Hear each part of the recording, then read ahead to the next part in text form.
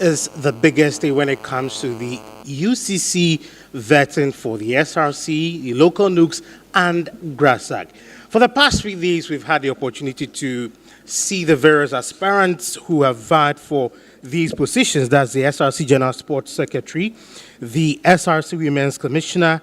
We also saw the SRC Public Relations Officer. For day 2 was the SRC Coordinating Secretary, the SRC Treasurer, the SRC General Secretary, and then day 3, we had the local nukes president, where unfortunately 2 of the applicants decided to withdraw their nominations. But as earlier indicated, the euphoria out there is that today is the creme de la creme, the biggest, le grand, when it comes to the vet, and that's the SRC president. And these are the candidates. So we have Abraham Norman Norte and Bridget Waima Opoku with the teaser team Norman. We also have Apia Kubio and Joycelyn Jesusa Albright forming team Apia Kubi. So that will be for the morning session. The afternoon session will be having Benjamin Essien and Benedicta Owusua Opoku with the teaser, Ben Essien Movement, and Daniel Hineku Ofori, and Chelsea Oluwafemi Oshoro as Team Stana. Maybe they will stun us. I don't know. Time will tell. Let me engage the Prof. Chair, Professor Rebecca there. So far, let's have your impression generally on the entire process. Thank you very much, Ruby. I think it has been exciting, and so far, so good. We've had some students in the auditorium to support us from day 1, and that is very good. And most of them have largely comported themselves. And for the aspirants, some came very prepared. Others, your guess is as good as mine. And I have also seen, or we have seen a huge improvement on the CVs. This year, people have reworked their CVs, and it looks better than it was last year. So far, so good. But like you rightly said, today is the creme de la creme, and we are expecting a lot of them here. My hope is that everybody will comport themselves, and then our listeners and the viewers would also support us throughout the process. One thing that is worrying, though, is the number of ICs that the aspirants have. I think it's very worrying. Some have as many as 6 ICs, and it's not good enough for the students. So I'll plead with my colleagues. I know this is dicey, but as much as possible, we must try and release results early, because it does affect the students. And that is a plea to my fellow lecturers. Now, talking about the CVs, on Monday I read one comment, and the person was like, they enter with so much vim, but immediately Prof. Chair takes the CV, then the spirits don't come out. Why is it so? I'm even surprised myself. You know, they produce it, so I just walk them through what they have produced. So I don't see why they get scared and go down. I don't know why. Anyway, if you're watching us live, you're on TV UCC, where we're streaming from the Nana Jane Opoku Ajamine Auditorium at the Emisa Arthur Language Center. Remember to subscribe, hit the notification button, and I know when you hit the notification button, you get 3 options. Hit the first one, all, and when you touch on it, it means that anytime we are live or we upload any video, you get the opportunity to be the first person to have access to it. Remember, do share, and of course, your comments, let it be decorous. I'll leave here for the Prof. Chair and her team to continue with the good work they've been doing so far, and I wish all the aspirants all the best. Thank you very much. So we are live again, and we also wish all the aspirants all the best. Our audience, we plead that you would behave as well as you have been doing. No talking, no chatting, and then no whispering. Otherwise, your candidate is disqualified and then the process ends for your candidate. So please let's take note of these things and have a very nice process. We are ready. If the aspirant is ready, let them come.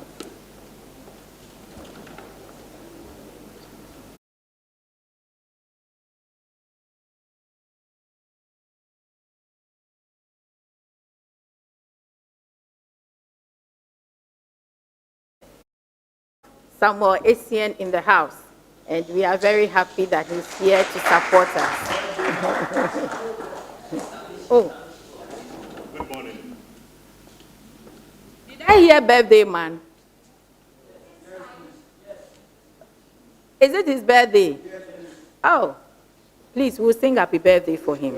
I will break every protocol. Shall we? Ready, go. Happy birthday to you. Happy birthday to you. Happy birthday, happy birthday, happy birthday to you. May God Bless you now. May God bless you now. May God bless you now. May God bless you now. Beep, beep, beep. Hooray! Thank you very much for joining us. We are happy to see you. Yes, please come in. Thank you. Good morning to you. Good morning. Please come in and take a seat. Thank you.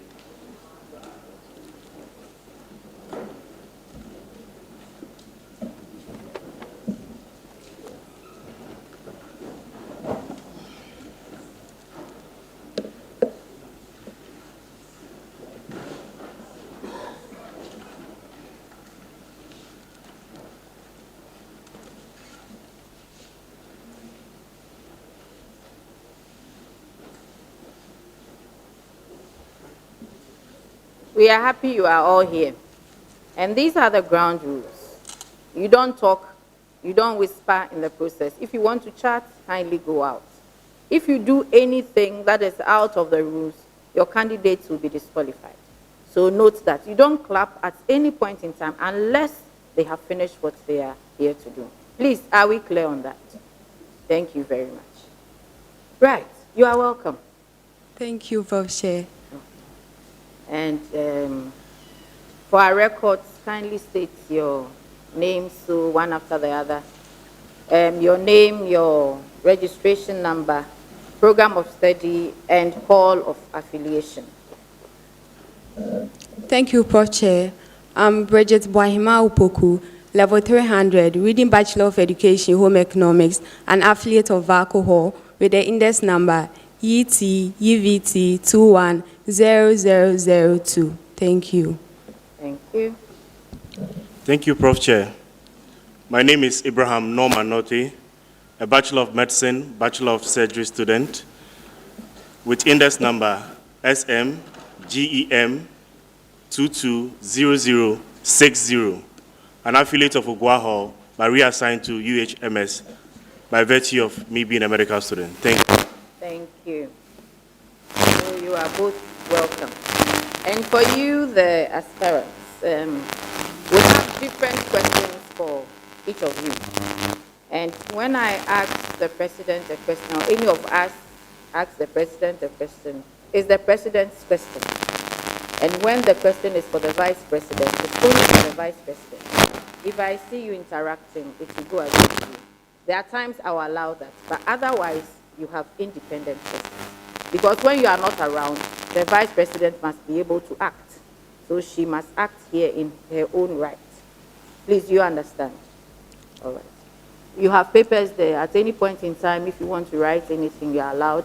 If you want to drink water or you want us to start for you to breathe in and breathe out, we'll do that for you. Thank you. Right, so I'll start with you, Norman. Can you tell us about yourself? Thank you, Prof. Chair. My name once again is Abraham Norman Note, a level 300 Bachelor of Medicine and Bachelor of Surgery student. I'm an affiliate of Ogwa Hall, reassigned to the University Hall, Housing Medical student. I currently serve as the Member of Parliament in the UCC Src Parliamentary Board as a representative for the School of Medical Sciences. I also represent Ogwaho by serving the students in the capacity of Deputy Majority Whip of the Ogwaho Parliamentary Board. Thank you. Thank you. I'm surprised you go back to Ogwaho. You said you just told us that you have been reassigned. Yes. So why did you go there to become a member of their parliamentary whip? Thank you, Prof. Chair. Upon gaining admission into the university, I was assigned first to Ogwaho, and that is where I'm currently staying. But unfortunately, in the process of my academic journey, I noticed that I have been reassigned to UHMS by virtue of being a medical student. Thank you, Prof. Chair. Thank you. So are you in Ogwa or you are the medical school? I'm in Ogwaho. You are in Ogwaho? Yes, Prof. Chair. Okay. You've been there for how many years? I'm in my first year.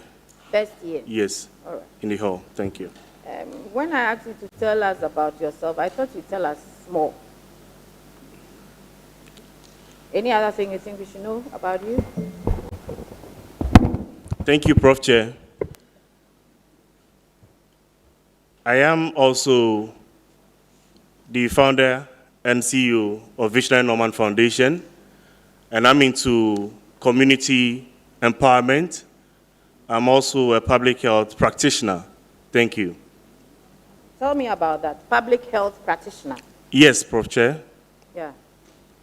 So, thank you, Prof. Chair. The public health paradigm that I find myself has to do with addressing issue of public concern before it gets to the clinical aspect of it. Thank you. Thank you. I hope you know that once you put yourself forward for a leadership position, you don't have too much privacy again. Are you aware of that? Yes, please. All right. So in front of me is your results. Okay. Okay. As it stands, you have 4 incomplete.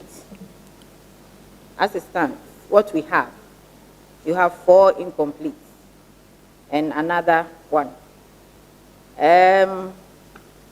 Your moving forward will depend on this because we can't let you move forward if your results we are using per the rules is out of 5, 1 is not good and the remaining are incomplete.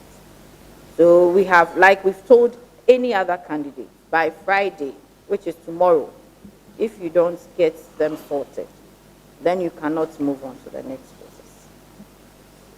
Thank you. Thank you, Prof. Chair. Right. So now let's come to your CV. I'm told that when I take people's CV, they become sad or they become quiet. It's what you have presented. And so we'll just walk through what you have presented. Sure. Are you also afraid? Oh, no, Prof. Chair. You don't have to be. You are looking too good to be afraid. Thank you for the compliment. So even before that, I think it looks quite okay. It's neat. The template you used, it's not too bad. But I have realized that at a point, I don't know whether it's fonts change. I have seen a fonts change.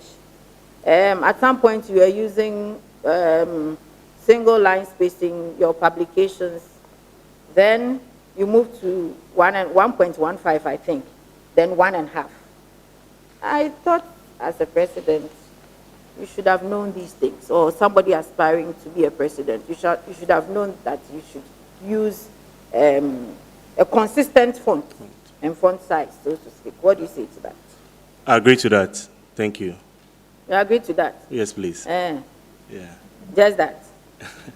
You are not sorry for doing that. And or you also, agree to what I said? Yes, please. I agree Tell to that, us Prof. about Chair. your research publications. You have 2 research publications. Yes, please. Tell us about that.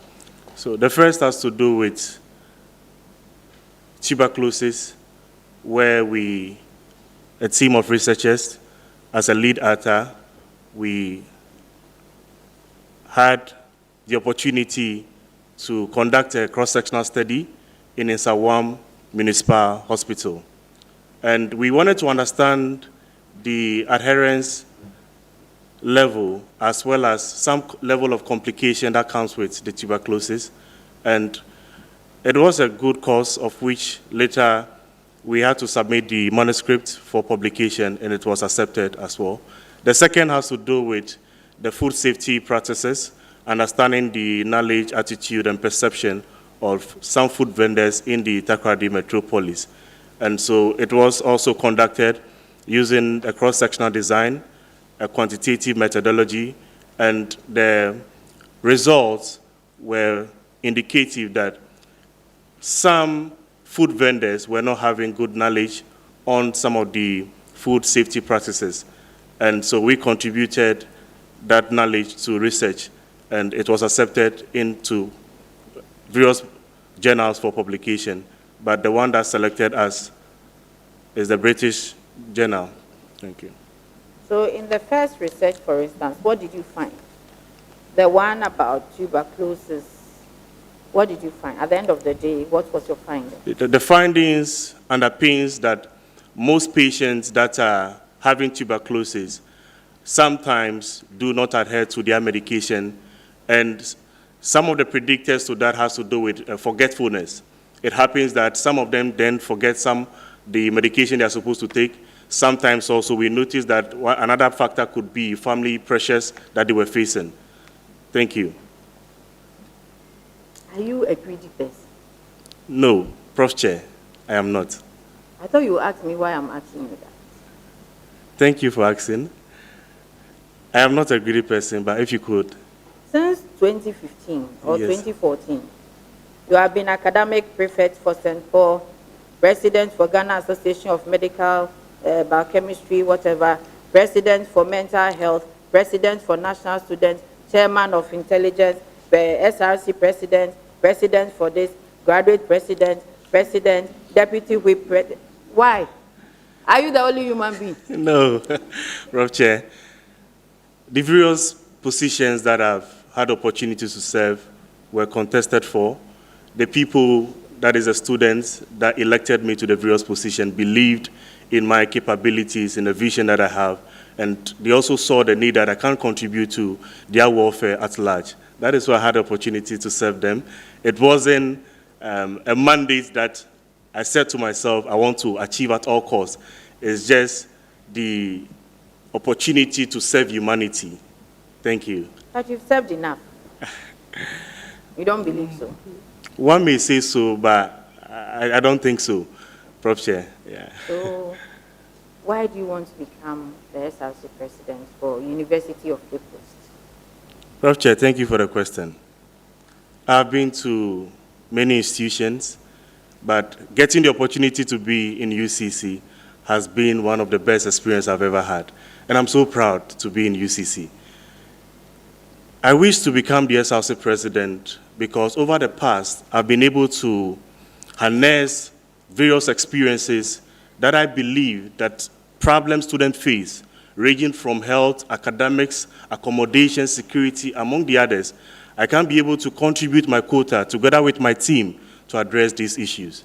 And the SRC has been doing so much for us. In the past, taking a retrospective study comparatively, say 10 years ago to now, there have been a lot of improvement, but we've been able to identify certain gaps in the various facets that I did mention.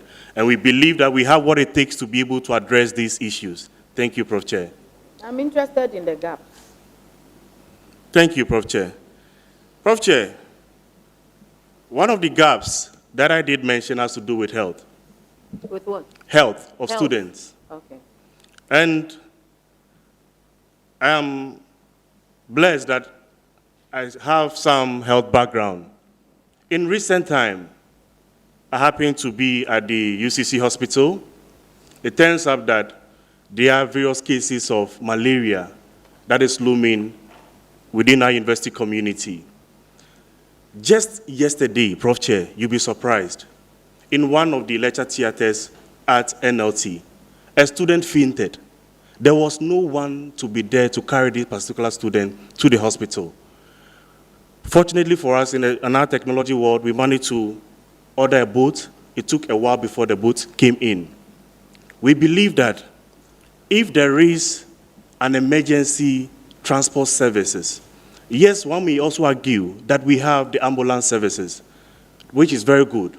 But we believe that we are going to introduce SRC boat transport emergency services, where at any time, even at night, ungodly hours, where students find themselves in having health issues, they can be able to reach out to getting closer to the university hospital for their necessary care to be given to them. We have students in the diaspora, sometimes even at night, when they want to get the opportunity to get to the hospital, there are no taxis around during certain hours from, say, 1 a.m. to somewhere around 4. You will not even get access to boat services. So we believe that we have already started some partnership and conversation with the various boat drivers on campus or around campus, so that we can be able to implement a comprehensive strategy to address issues that students face in health. Prof. Chair, not only that, the results and the data are so revealing. In recent medical screening that was conducted by the university hospital, it came up that most students, of which most of them are females, are having hepatitis B. So I further engaged the director of the University Health Services, that what can be done. And I believe that when we have a mass immunization and vaccination, as well as health screening for hepatitis B, it will go a long way. Because if it is affecting a female student, it's going to be generational. It is one problem we've also identified in health. So we are going to introduce a policy we have termed as a Apomodin policy, which has to do the health policy or the health of the student. We have some also that has to do with the accommodation issues students face, ranging from the security issues that comes with it. Prof. Chair, the issues that our students are facing in diaspora are not the only ones that are facing that. Even when you come on campus, we have some of our students in the various halls that are facing the same problem of theft cases. Sometimes they have to come to campus to learn, and they have to leave at certain hours because there's not the opportunity for them to learn at home. They have to come to campus to learn. It happens that there are certain individuals that just meet them on the way and just pick up their belongings. We are looking at having an SRC annex, which the current administration has started some paperwork regarding that. We believe in a governance whereby whatever that an outstanding SRC is doing, we can also contribute our quota to it. It is one thing we believe that when we do, it can be able to solve issues of accommodation as well as security. Prof. Chair, when you take a look at the stretch between superannuation, SRC Hall, and the University Hall, you would notice that university management has started something beautiful by having a corridor between PSI as well as the medical hall.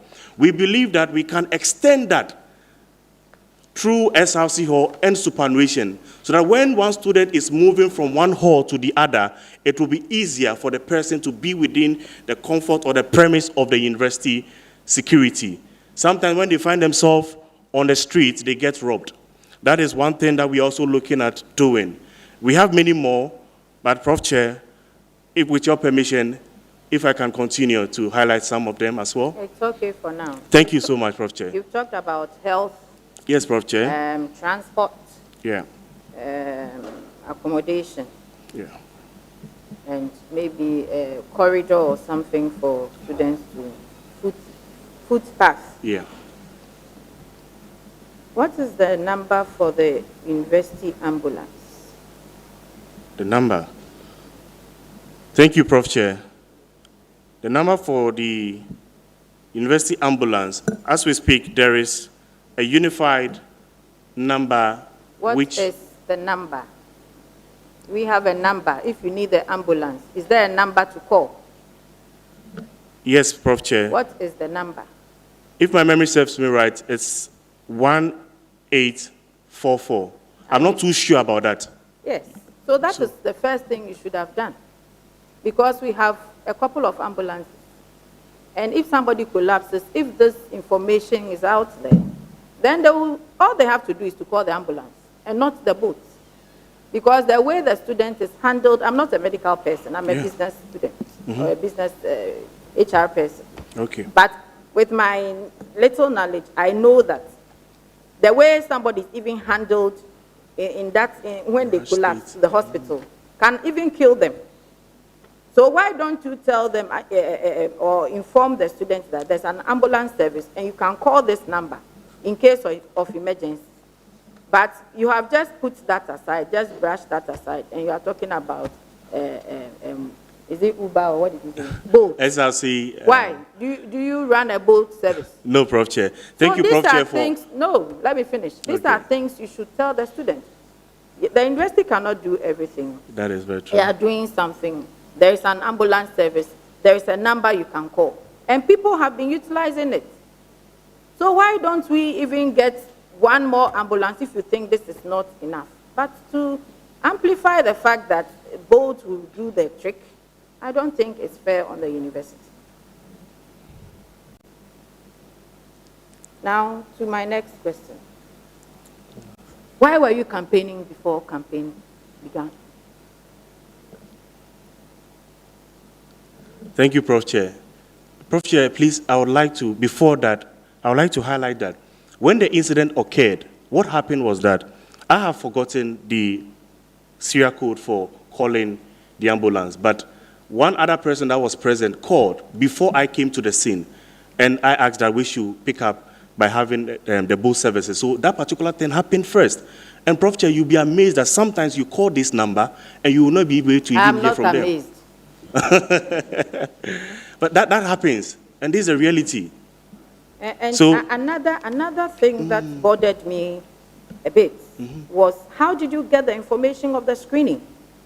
Because you are not the SRC president, you are not entitled to that. I'm wondering why that information was given freely to you. Thank you, Prof. Chair. So, as a public health practitioner, I'm much concerned about not only things that happens outside our university, but also finding myself in UCC, I should be concerned about whatsoever that is happening relating to public health issues in our university. So, seeing some issues or cases that came up, I took the opportunity to go to the UCC hospital to inquire why that is happening. That is how come I had the information. Thank you, Prof. Chair. I would have to follow that up. Yes, please. Because I don't think they should have given that information to you. In what capacity? Because currently you are not practicing. You are a student. Yes, please. True or false? True. So if they should be giving this information to every student, what becomes of us? Because lecturers also go there. So they go there and there's something wrong with the lecturers. It means you can go and take that information that all lecturers are obese. Oh, no. No, Prof. Chair. Now, tell me, why were you campaigning? You have banners all over the place before campaign. You know, campaign has not even started. Why were you doing that? Knowing very well that it is against the rule. Prof. Chair, thank you. I apologize for such actions. Thank you. Just that. And I wouldn't repeat that. You people shouldn't do that again. All right, Otherwise, Prof. Chair. we'll disqualify all of you. All right, Prof. Chair. You can't do that. Okay. You have several weeks to campaign. Let's obey the rules. Otherwise, when you become leaders, that's what you do. You'll be misbehaving everywhere. Okay. So I have decided that anybody who comes here, all of you were doing it. I'll deal with you one by one. Please, it shouldn't happen again. Sure. In fact, if none of you did that, you would have really gained our respect. Okay. But even when we told you people to take it out, some of you waited till the last day. In fact, somebody was bold enough to ask somebody that, oh, village is no so kahun.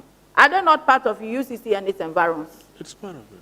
So we should stop that. We should obey rules. Otherwise, we'll grow up and become, you've grown up already. How old are you? No, I'm 28. So you shouldn't be doing what the kids are doing. Yes? All right, Mommy. Okay. Thank you. I think I have too many questions to ask you. All right, But Prof. I would hold it for, you go and come back. Okay. I will leave it for now. And then tell me one significant thing you have done in your roles as a leader, in your many, many roles as a leader. Something you can point to, something which is very significant. In any of the roles, from 2014 through to 2023. Thank you, Prof. Chair. Prof. Chair, when I had opportunity to serve as the president for mental health students, I organized a series of internship programs for senior high schools in the Volta region and also Greater Accra region, where I addressed issues of suicide prevention. And that led a lot of impact in those regions, which were indicative of the impact of the various seminars and programs which was held. Serving as the president of the SRC for UHAS, I had the opportunity to collaboratively work hand in hand with the university for reduction of our fees. Having the opportunity to serve as the president for Gimpa Graduate School, with the public health program I read, I had the opportunity to meet people from diverse backgrounds. And sometimes, in as much as we find ourselves in the domain of public health, some are coming with business background, some are coming with social sciences, health, other sciences. So I managed to organize a conference that brought the multifacets of individuals despite their disciplines. And we understood the concept of public health, which individually that they graduated from the university are making impact in the field of public health as well. Thank you, Prof. Chair. I said one, and you have said how many? You have failed already. I said one, and you have said several. Thank you. Tell me about the whatever foundation. I've seen some foundation here. What do you do?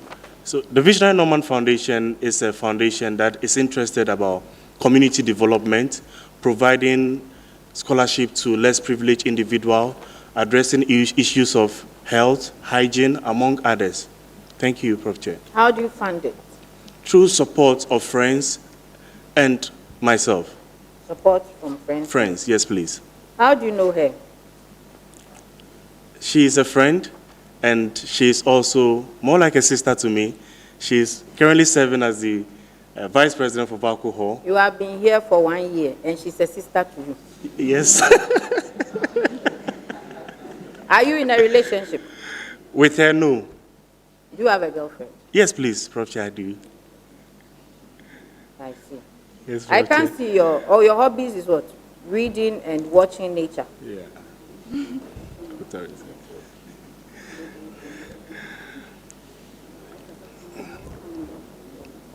Okay, so this is an important announcement I have to make. You would agree with me that until vetting is over, we can't allow students to campaign. We are not in the campaign mood as yet. So if you are here in a campaign t-shirt or any campaign label, kindly walk out now before I mention your name. Everybody who comes here should come in a neutral attire. You will have time for campaign. Thank you.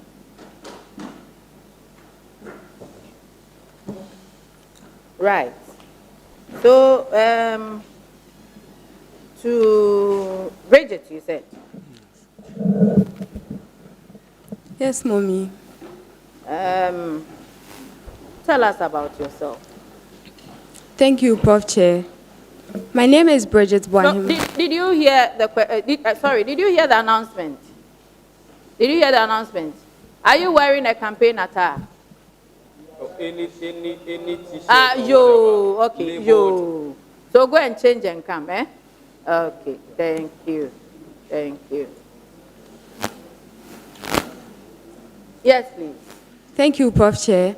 My name is Bridget Boahima Opoku, level 300, reading Bachelor of Education in Home Economics, currently serving as the Ucc Src Vice President. I had my primary school education at Agro Presbyterian College of Education, Basic C School, went to Konongo Dumasi Senior High, and in the 2021-2022 academic year, I had admission to the University of Cape Coast. I believe in the saying of Barack Obama when he said, change will not come. Take your time. I can't hear anything. Take your All time. right, Bridget. Mommy. Start over again and take your time. Thank Yes. you, Mommy.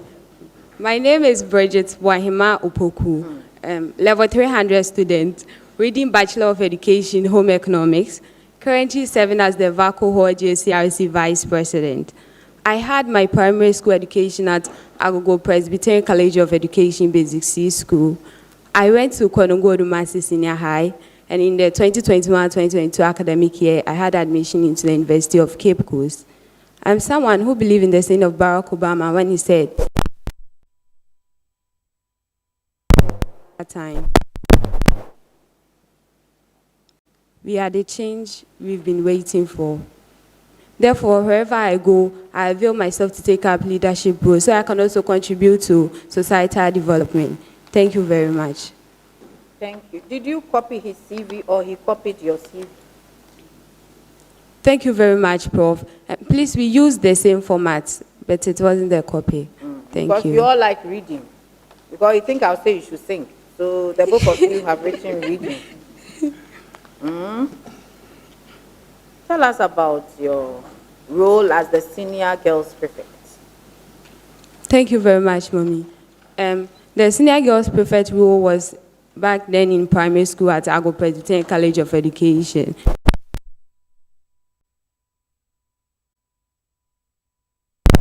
At the school as the girls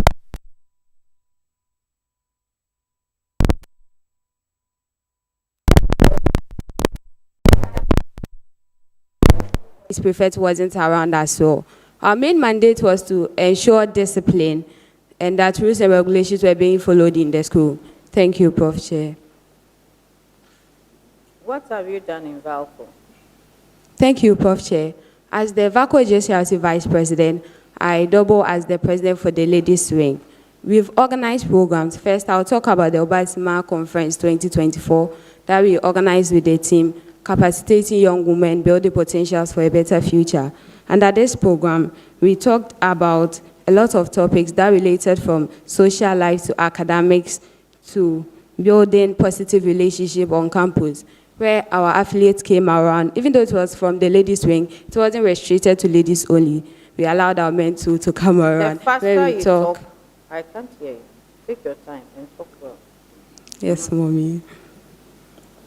The first program I organized was the Obasima Conference 2024 with the team, capacitating young women, building potentials for a better future.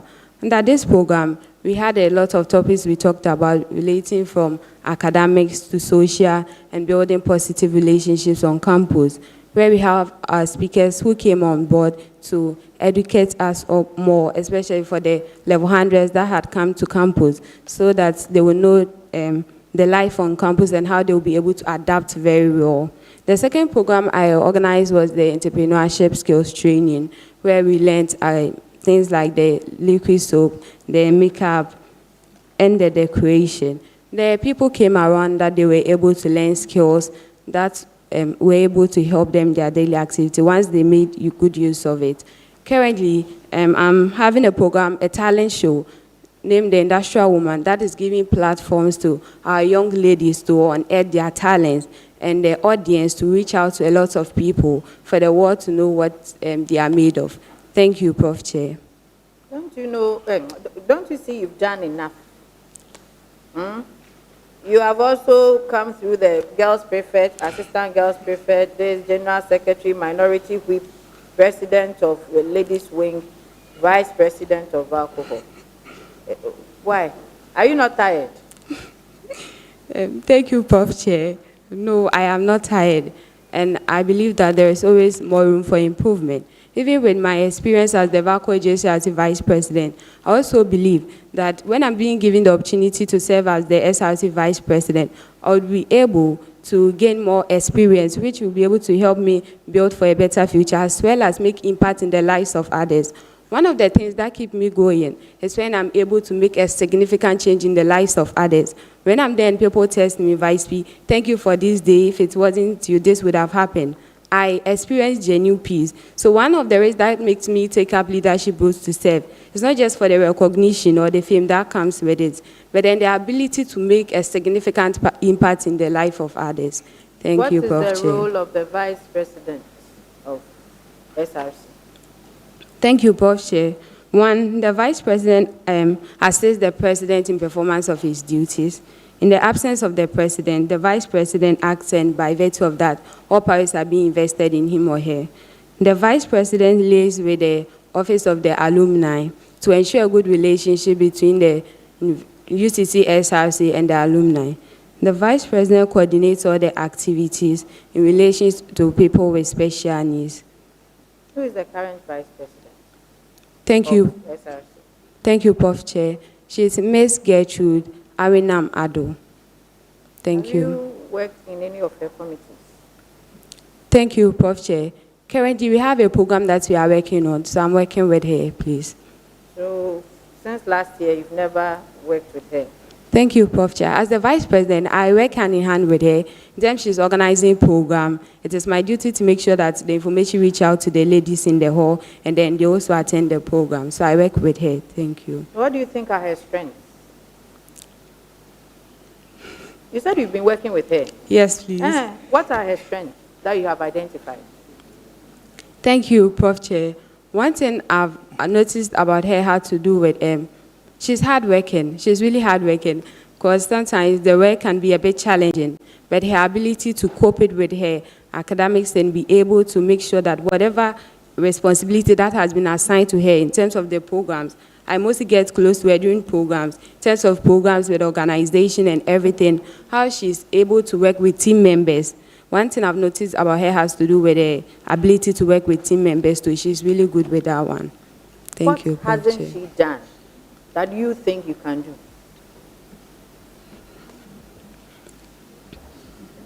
do? Thank you, Prof. Chair. Currently, I believe she's really doing well. She's doing a lot, and I'd like to talk about one of the initiatives that she's currently doing, which has to do with the mini market that they do at Parliament House. That was a good initiative. I remember during the products were being sold, I went there, and the way the students were patronized it was really good. So in my thought, I believe that when we are giving that, we extend the time that we do it, and we make room for other products to come in. Mostly is the finished products that are being sold there, the packaged ones. But I believe that if you take it to, let's say the products, the normal product that we take in the house, which has to do with foodstuffs like yam, tomatoes, those, if we let it come around to people who patronize. Because when I went there, the way the students were really patronized, it made me realize that that was a good thing they were doing, and the people were really feeling it. So if we have to make improvement and add more to it, it will really help the student body. Thank you, Prof. Chair. That's all you do for your tenant? No, please. Thank you, Prof. Chair. Another initiative that, as the SRC Vice President, I'm bringing on board has to do with people with special needs. And for my engagement with them, I realized that, but first, I would like to recommend the university and the UCC Src. They are doing so well because these people, they board the shuttle, they don't pay. That's really a good thing. But then when I spoke with them, their concern had to do with their transportation from campus to their lecture theaters and then how they get back. Sometimes it's a bit challenging, especially when they miss the shuttle. But as SRC Vice President, one of the initiatives that I want to bring on board has to do with making use of the UCC Src minibus, to convey them from their various halls to their lecture theaters. Mostly, they have lectures at the same time.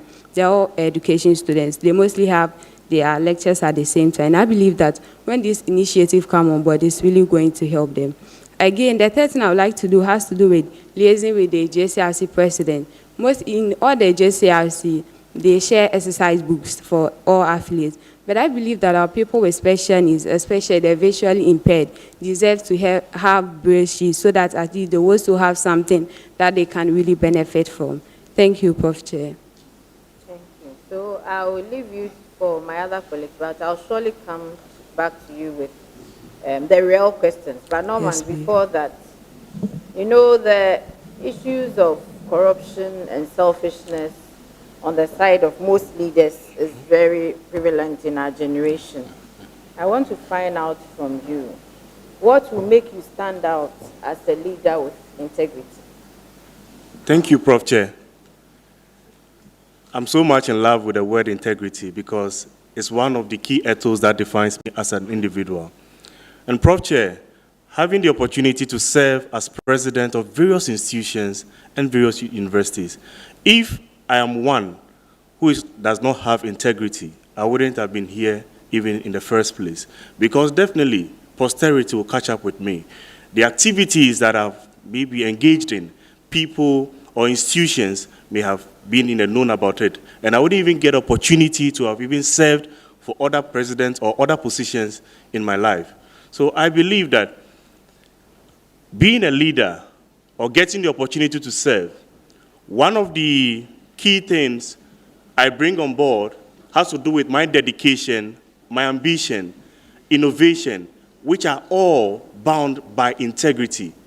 And various institutions also have checks and balances, monetary evaluation that checks one that stands with integrity. Thank you. What is your take on corruption? It is something which is very disturbing in our country, Prof. Chair. And it saddens my heart as a Ghanaian and a student. Finding how the prevalence is keep on increasing is very bad. But I believe it must start from somewhere. So in our individual collective efforts, this is a time that we need to start preaching about having a leadership that is corrupt-free. And when we start from here, because we are the same people that are going to grow up to become the future ministers, the future presidents of our noble country. So whatever that we go through now, the checks and balances must start now to ace us into the future. Thank you. So for the other sections, it will be individual questions. Okay. The moment you help one another, you get 0. So concentrate on your questions and answer them. Thank you. Thank you, Prof. Chair. All right. Tim Norman. Yes, please. I'm here, please. Okay, I'll start with you, Abraham. So this is what I have for you. Which board in the university serves as the supreme academic authority and policy-making body? Thank you, Prof. Chair. It is the academic board. Okay, there's a follow-up. All right. And you have to mention 5 members of this board. Thank you, Prof. Chair. The Vice Chancellor, Deans of faculties, Deans of schools, the Pro-Vice Chancellor, and the Registrar. Come again with the answers. The answers are 1, Vice Chancellor, 2, Pro-Vice Chancellor, 3, Deans, 4, Provost. Thank you. Okay, you are correct. Right, I'll move to the lady. Bridget, right? Yes, please. I have a very simple question for you. I don't expect you to get it wrong. So, what was UCC's ranking in Ghana, West Africa, Africa, and for global research influence according to the 2023 Times Higher Education University ranking? Thank you, Prof. Chair. The University of Cape Coast was ranked as the #1 university. Yes, please. Did you hear my question? In Ghana, West Africa, Africa, and for global research influence.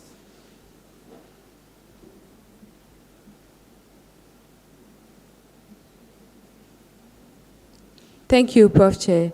The University of Cape Coast was ranked as the #1 university in terms of research in Ghana, West Africa.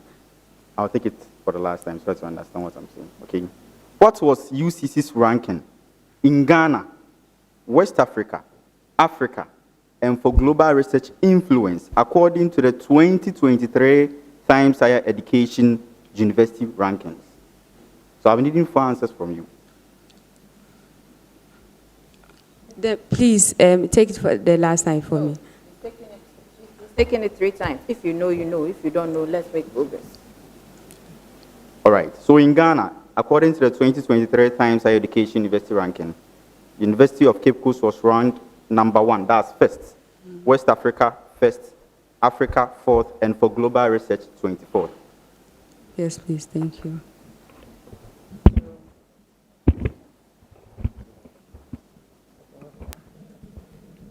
Hello, Norman. Yes, Chair. So Yes, Chair. I'll start with you. Thank you. So earlier you apprised the panel on some of the policies that you hope to engage in should you be given the nod to serve.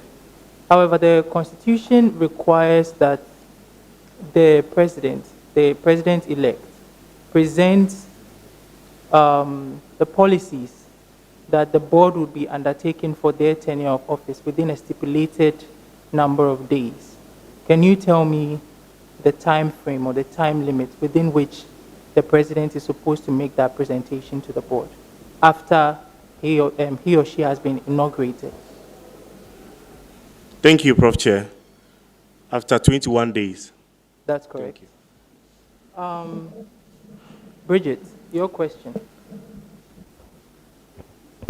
So the vice president is entitled to participate in parliamentary proceedings, even though they are not entitled to vote or hold an office in parliament.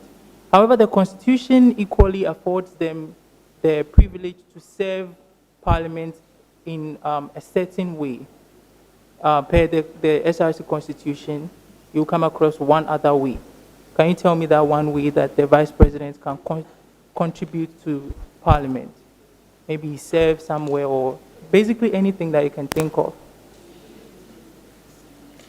I'm trying to say that. Restate it in a simpler form. Okay. So the vice president, despite not being able to vote in parliament, has been afforded another opportunity to serve parliament in a different way. Can you tell me the way that the Constitution stipulates that the vice president can serve parliament? Can you stop writing, please? Thank you, Prof. Chair. The privilege is to be there as a member. That aside, I already quoted that aside that privilege, can you think of another way the Constitution affords the vice president the opportunity to serve parliament?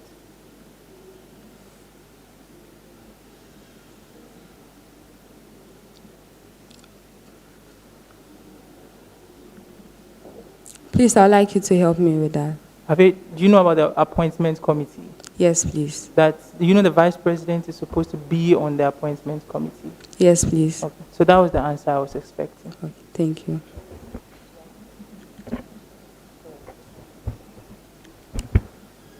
Hello, Norman. Thank you. Yes, please. Good morning. How are you? I'm doing good. Yourself? Okay. So this is my question for you. So the university, as a way of making revenue, do have three major streams that they get their revenue from. That's the student fees, we have the other charges, and we have IGF. Are you okay now? I want you to tell me the procedures that the student fees go through before it gets approved. Please, are you okay with the question? Okay. Yes, please. You are very clear with the question, right? Yes, please.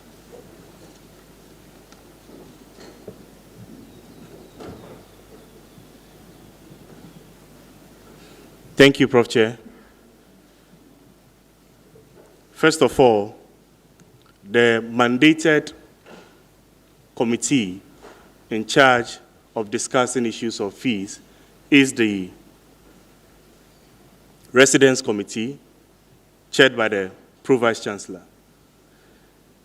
Discussions will first of all happen regarding student fees at the Residence Committee, and two, recommendations shall be made available to the Finance Committee. Mostly in the first quarter of each year, say March of each year, the university management then calls for proposals from the Director of Finance, of which issues of fees are brought to the notice of the Director. The Director, upon receiving, then makes recommendation through the Vice Chancellor to Council.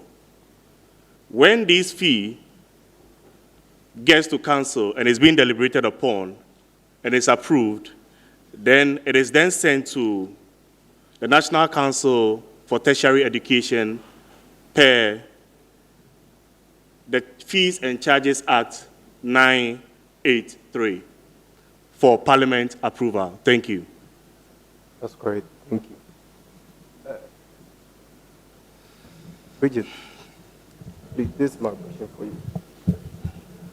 It is the mandate of the university to establish a central budget committee, which consists of the vice chancellor, the pro-vice chancellor, provost and deans and administrative directors of heads of other budget management centers.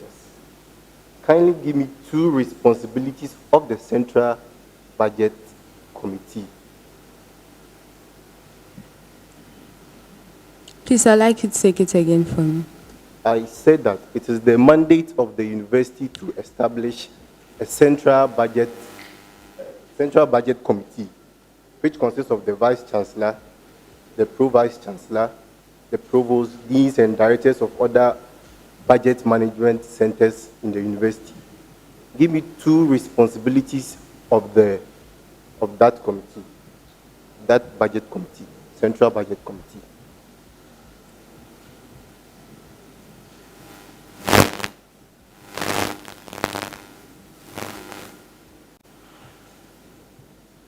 Thank you, Prof. Chair. The Budget Committee prepares the university's budget as well as approves budgets. The committee are spending officers as well. Thank you. So your answer is fair. So what I was looking for is the review and formulate financial plans based on the strategic plan of the university, then review revenue collection of the university, and allocate resources based on budget programs and sub-programs of the university. So your answer is fair. Thank you. This one's correct.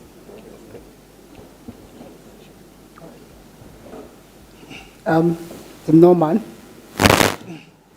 hope you're great. Hope you're great. Yes, please. Yourself. I'm fine. Okay. Okay, let me start from the lady. So, Bridget. Yes, please. There are a number of committees that is head by the pro-vice chancellor within the university campus. Can you please list 5 of them? Thank you. Thank you, Prof. Chair. We have the library committee, we have the residence committee, we have the transport committee, we have the public relations committee, we have the university health and services committee. Thank you. All right, library committee is not part, so the answer is good. All right, Norman, Yes, can you please. tell me 3 jurisdictions of the student handbook? The student handbook. Thank you, Prof. Chair. Bridget, don't write. It's not your turn. You write only when it's your turn. Thank you once again, Prof. Chair. The student handbook has jurisdiction which is applied to all junior members of the university. And these members include regular students, distance students, even students that are affiliated to the University of Cape Coast. And the jurisdictions are: 1, it applies to every student that is formally admitted into the university.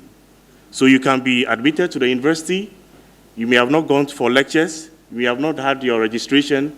So for us, you are admitted to the university, the student handbook is applicable to you. Secondly,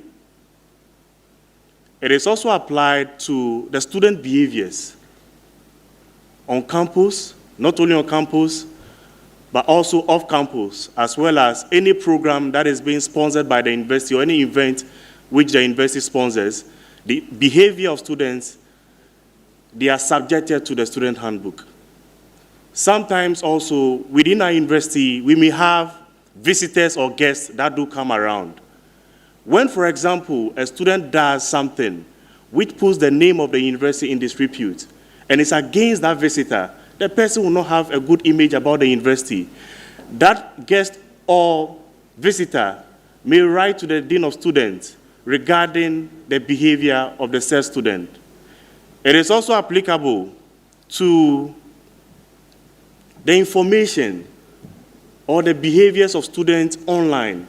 In our era of technology, we have a lot of publications, sometimes without the approval of the Directorate of Public Affairs. Any that goes against that of the vision of the university, the student handbook is applicable to such student. Thank you. All right, that's correct.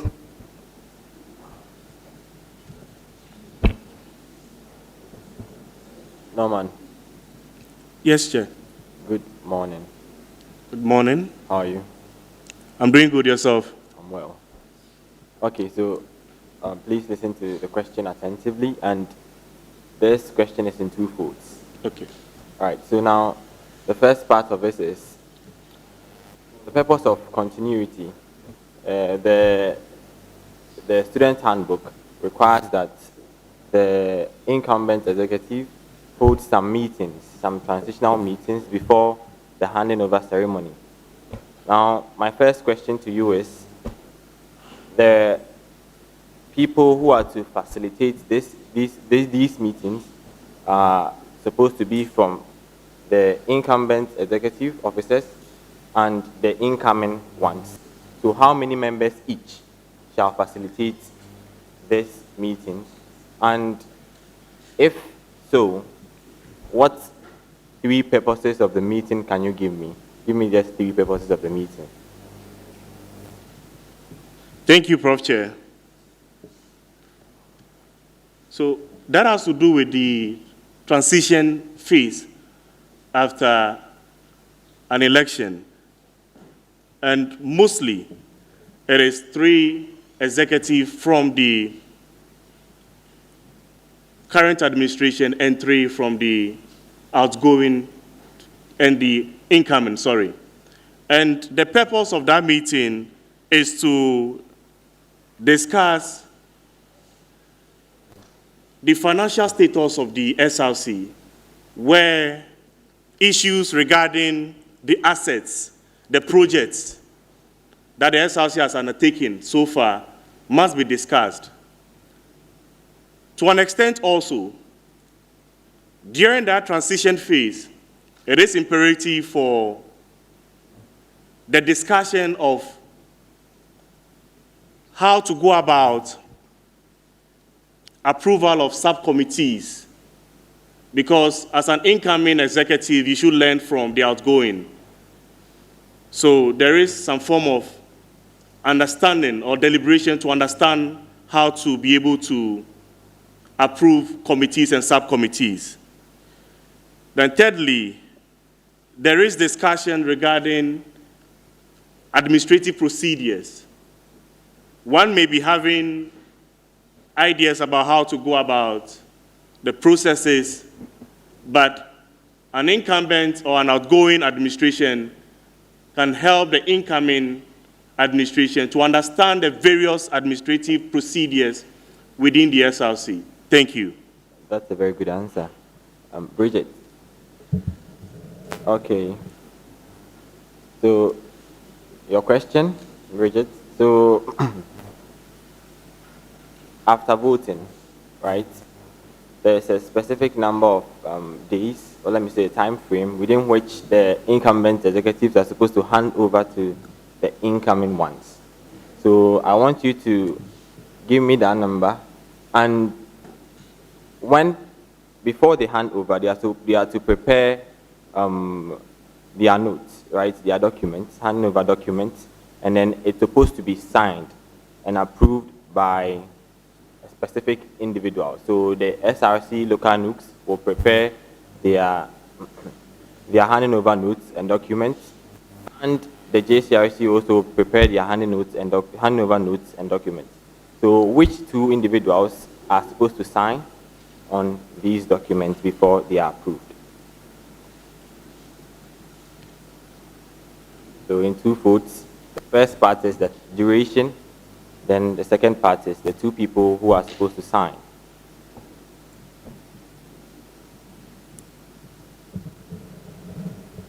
Thank you very much. With the duration is 48 hours, and with those people who are supposed to sign, the executive and the hall master or hall Davis at the JCRC level. So with the duration is 14 days.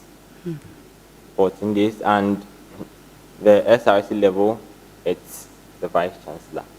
But for the JCRC level, you have it. So that's a fair answer. Thank you.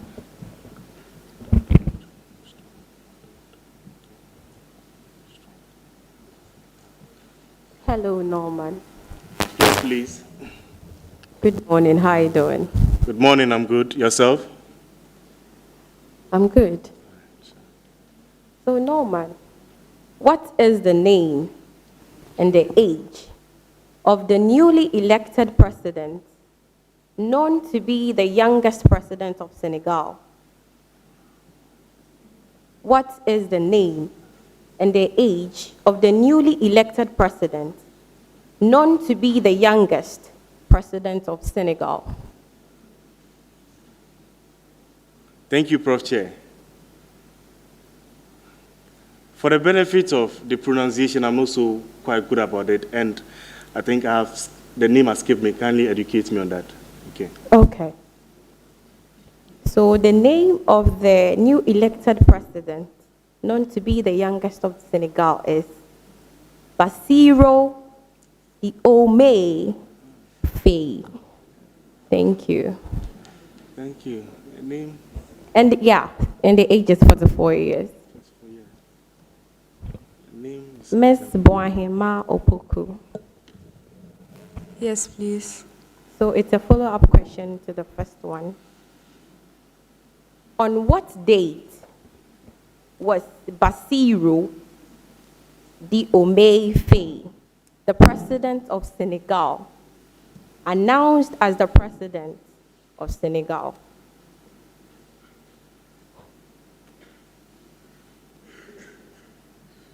Please, it has skipped me.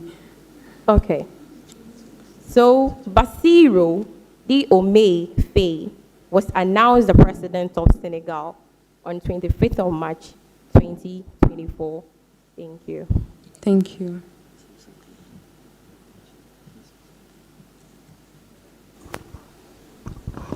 Hello. Bridget, how are you? Yes, please, I'm fine. Norma, hope you are doing good too. Yes, please. Okay, so my first question goes to Bridget. So I'm reading from the student handbook, Yes. then you provide the answer. So listen. The Sexual Harassment Committee shall within 7 days of the close of hearing determine the alleged offender is culpable and make necessary recommendations to an authority. Okay, so after they have made their investigation and everything, they will make necessary recommendations to an authority.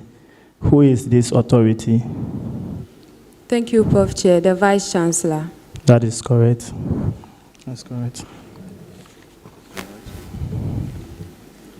Okay, so Don't write. It's not your question. no one.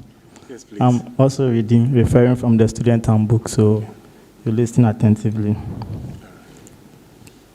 In all matters of negotiation, the central administration accepts to meet only accredited representative of recognized group within the university.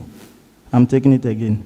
In all matters of negotiation, the central administration accepts to meet only accredited representative of recognized groups within the university.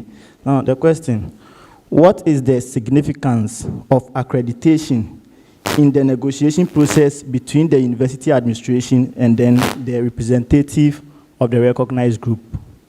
So what is the significance of the accreditation in the negotiation process between the central administration and then the representative of the recognized group? Thank you.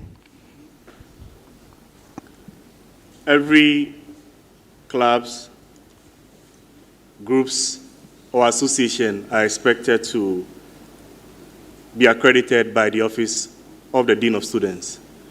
And by so, it gives them the legitimate will to operate within the university community. So the significance of having this accreditation is to, one, to be officially recognized as a club or institution or association within the university. And with regards to negotiation, per the readings, it indicates that when a group of people are to, for example, send a petition to the office of the Vice Chancellor, they are not supposed to do so by going to his residence. And if that is supposed to happen, they can meet the Vice Chancellor or the necessary officer at the central administration. When the group or club is accredited, the university can take the words of such group, and the negotiation or the interaction that goes on, both parties are now bound by virtue of the club being a recognized association within the university. Thank you. Thank you. That's very good. That's very good.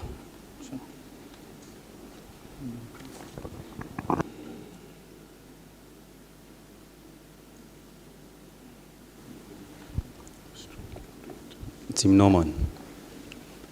So this is to Norman. Thank you. Okay, so I want you to give me the general admission requirement for the following entry routes. I'm going to give you 2. So what are the general admission requirements for a post-senior high school candidate who completed WASI and wants to enter the University of Cape Coast?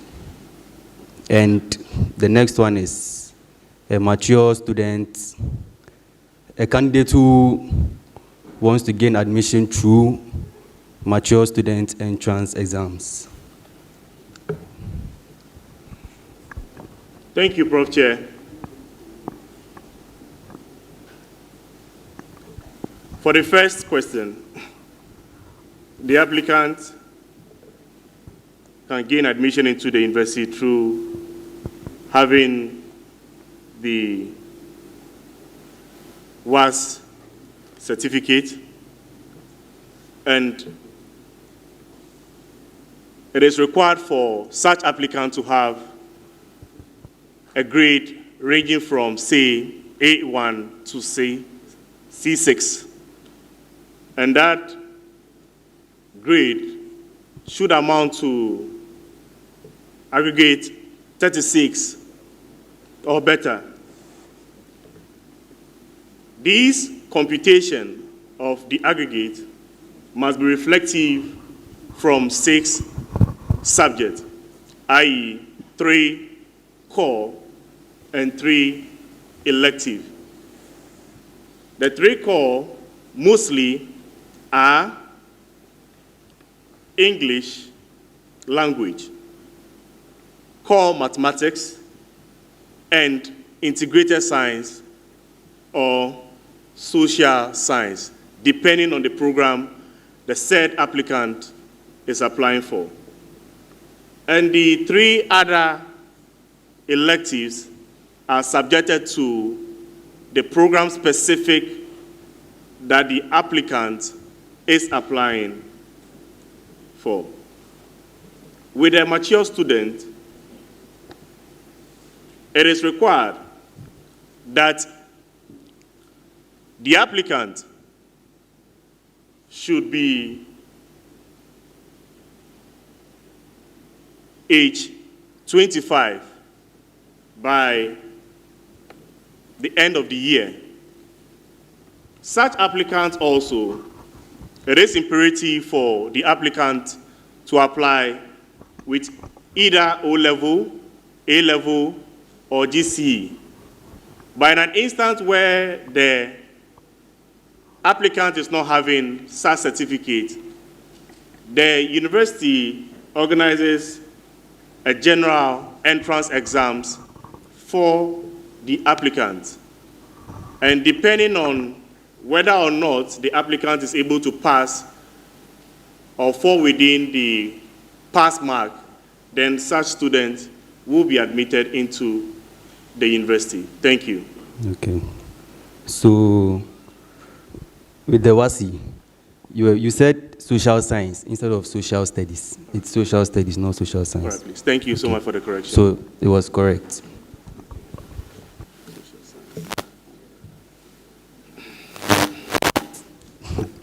Sorry, Miss Bridget, am I right? Yes, please. Okay, so Miss Bridget,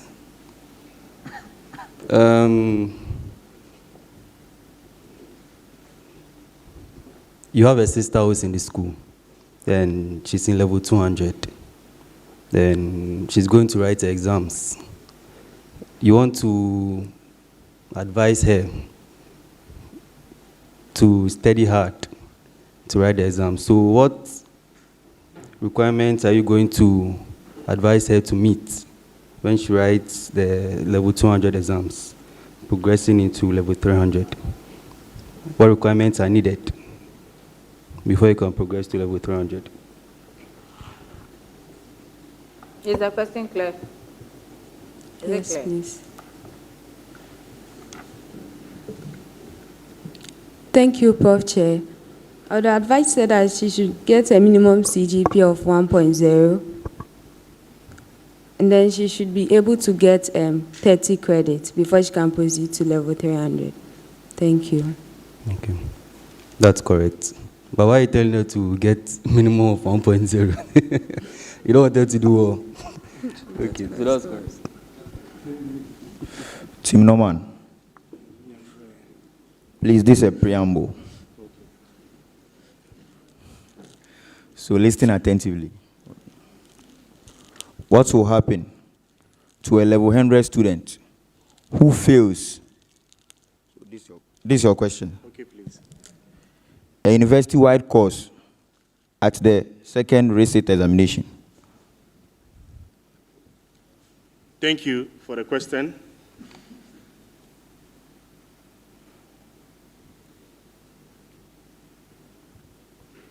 I believe that such students can be given the opportunity to progress to the next level, but this time around, say on probation. Thank you.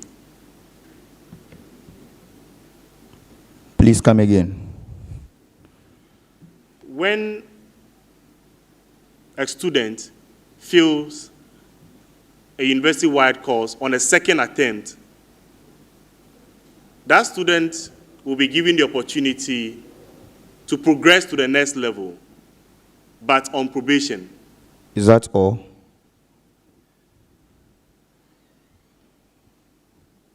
Also, such student is likely to be withdrawn from the university if the academic performance, sorry, let me take it once again. Prof. Chair, I believe that one that have failed on a second attempt, which is a university-wide course, should be given an opportunity to progress to the next level, but this time around on probation. I'll leave my answer to that effect. Thank you. That's a good answer. Same preamble. Miss Bridget, any of the courses called to his or her, okay, the person failed any of the courses called to his or her program of study. Do you understand the question? No, please. Okay, what will happen to a level 100 student who fails any course called to his or her program of study at the second receipt examination?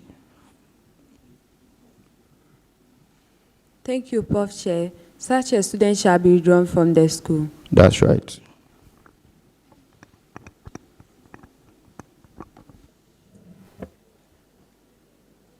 Miss Bridget, Yes, please. how are you doing? I'm doing well, thank you. Okay. So please, my question to you, it's a riddle.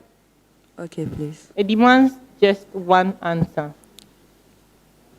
I am the deputy Minister of Finance, who am I currently?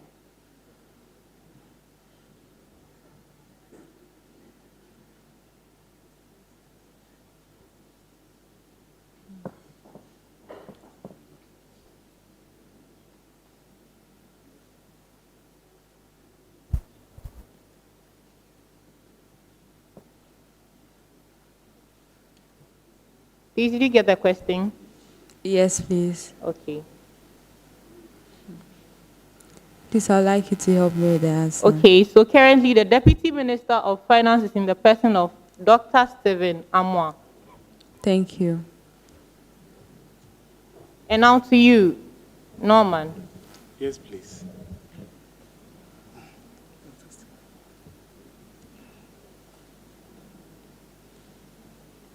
I have two questions for you.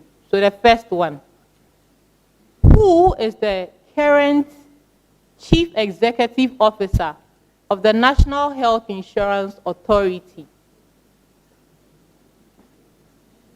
Thank you. Honorable Dr. Okoboy. Come again. Honorable Dr. Okoboy. That's wrong. So Dr. Okoboy is currently the health minister and the immediate past chief executive officer of the National Health Insurance Authority. But the current chief executive officer of the National Health Insurance Authority is Dr. Dacosta Abwaje. So that was the first one. I said two. I think it's okay. He had it wrong. So let him rest. Okay.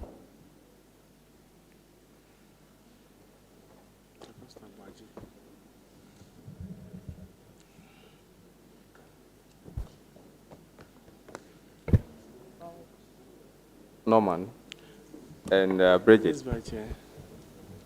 Please, the whispering is becoming too much. They are on the hot seat. So you should be praying in your head, not on your mouth, please. Is the seat actually hot? Is it hot? We are managing. That's not the answer. Is it hot? A little bit. A little bit hot. Yeah. Sip some water, okay? Okay. Yeah. Thank you so much. Yeah. When I'm going, then I take it along. Yeah. Bridget, are you okay? Yes, please. Because your president says it's okay, you also want to say it's okay. Mm? All right. Norman. Yes. I was looking at your CV and I was so impressed with education. So you have certificate in mental health, University of Newcastle, Australia. You have Bachelor of Science in Medical Biochemistry and Molecular Biology. You have Masters of Public Health, GIMPA, Masters of Business Administration, Winneba, and you are doing Bachelor of Medicine and Bachelor of Surgery, UCC. Yes, please. Are you not tired of schooling? No, Prof. Vice Chair. I even want to add law after I'm done with my PhD. I was going to suggest that to you, actually. So I'm sure after this, you want to do law. And I'll be doing my PhD. Then after After your law, PhD, yeah. then you come back to law. Yeah. That's good. Yeah. What do you want to become one day? President of Ghana before the year 2050. You want to become the president of Ghana? Of Ghana before the year 2050. So you are preparing yourself gradually to become the president Yes, of Ghana? please. And I'll be proud. God will bless you with long life that you witness that day. I will attend the... Amen. Okay, that's good. So what quality should the SRC president have? Thank you, Prof. Vice Chair. Chair, please, I wish to address you as Prof. I hope it's okay. Address the chair. Okay, please. All right, thank you. Thank you, Prof. Chair. The SRC president must be one that is accountable to the people that he serves. The SRC president must be one, that is to say, have integrity. At the same time, should have a sense of responsibility and commitment to the people. At the same time also, an SRC president should be truthful to his words when outlaid to the people. Thank you.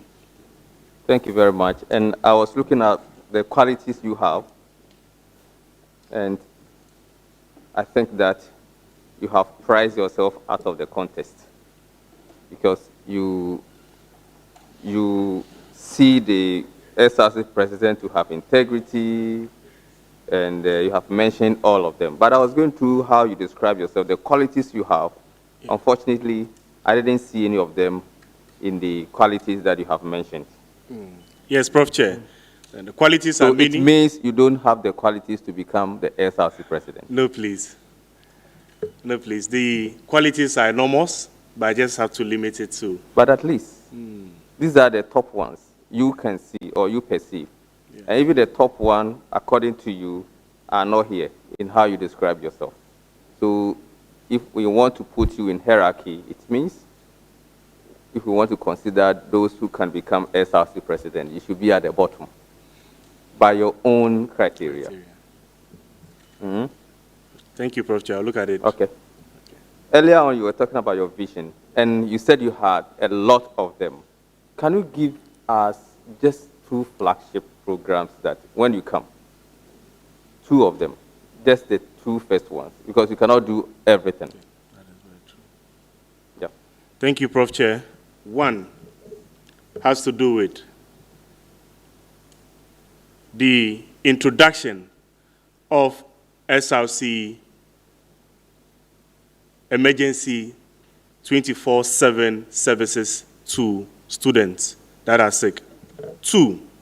24/7 emergency what? Transport service. But I thought that was shut down because your premise was that when students are sick and deep in the night, they will have to attend to the hospital. Yeah. Yes, but okay. I thought the discussion was hard on this. Okay, so let me mention other ones. So this one, you are no longer going to pursue it, right? We are going to pursue that with the help of the students. Thank you, Prof. Chair. Okay. We are going to introduce road test policy. Road test policy. What does that mean? Reach out to every student train. The train here has to do with every problem students are facing on campus. Whether it's an issue of an IC, whether it's an issue of accommodation, whether it's an issue of health, whether it's an issue of not knowing the right channel to pass when you have a problem as a student. A subcommittee or ad hoc committee will be set aside with the help of other executives that we will reach out to every student that their problems that they do have on daily basis will be addressed by the SRC. As we speak, in our lecture theaters, we have certain chairs that are in bad state. We have air conditions not working. We have the fans not working. When you even go to SWLT, which is popularly known as Shatawale, when it is raining, we find ourselves in a rainy season. Students have to even... So what exactly are you going to do? We are going to introduce or establish mini bus terminals at the various stretch of Shatawale as well as NLT. And I get that is also going to be doing. Don't use Shatawale here. Okay. That is not the And I guess that is also going to be 24/7. It will be available at all times. 24/7. So are you going to run 24-hour economy in the university as well? Not to say that, Prof. Chair. And have you counted the costs of all these things that you said you would do? Yes, please. Thank you, Prof. Chair. When we outlaid these policies, we first of all did some monitoring and evaluation to ascertain whether or not, when we are being given the nod to serve as the SRC president, respectively the vice, we can be able to achieve that. We pay dues. The SRC can also generate funds through other means, of which we believe that our project or the objectives we have are measurable enough for us to be able to achieve it with our current status of our finances. Thank you. Okay, so I was asking you that because we didn't want a situation where you would campaign with a certain message. You come into office only to realize that SRC doesn't have enough funds to support your program. That is very true. And so before you even come out with a program, you should be very sure that what you are proposing, SRC has enough money. You are talking about buses, right? How many buses are you going to procure? We are not going to procure buses with the 24/7 emergency services. 24-hour economy transport services, okay. The service, what we are going to do is that we are going to partner with the private boat services on campus or around campus. Okay. We also have the SRC minibus that will also be available to also aid in this particular Let me policy. ask you this question. In fact, the interaction I'm trying to have with you is to help me know your leadership skills. Yes, please. And then also, as a leader, you should have some idea about economic literacy. Okay? So you cannot be a leader of SRC and you are totally zero when it comes to economic issues. At least, I'm not asking you to be an economist, but the little ones, to appreciate any discourse, you should be able to have that. And also the ability to think on your feet. Yeah. I mean, as a leader, situations arise and you should be able to take decisions very quick and precise. Yeah. So that's the interaction I'm having with you. Thank so you. if you are not so sure of the question, ask me and let me repeat the question. Okay. All right. Would you support any upward adjustment in fees for students?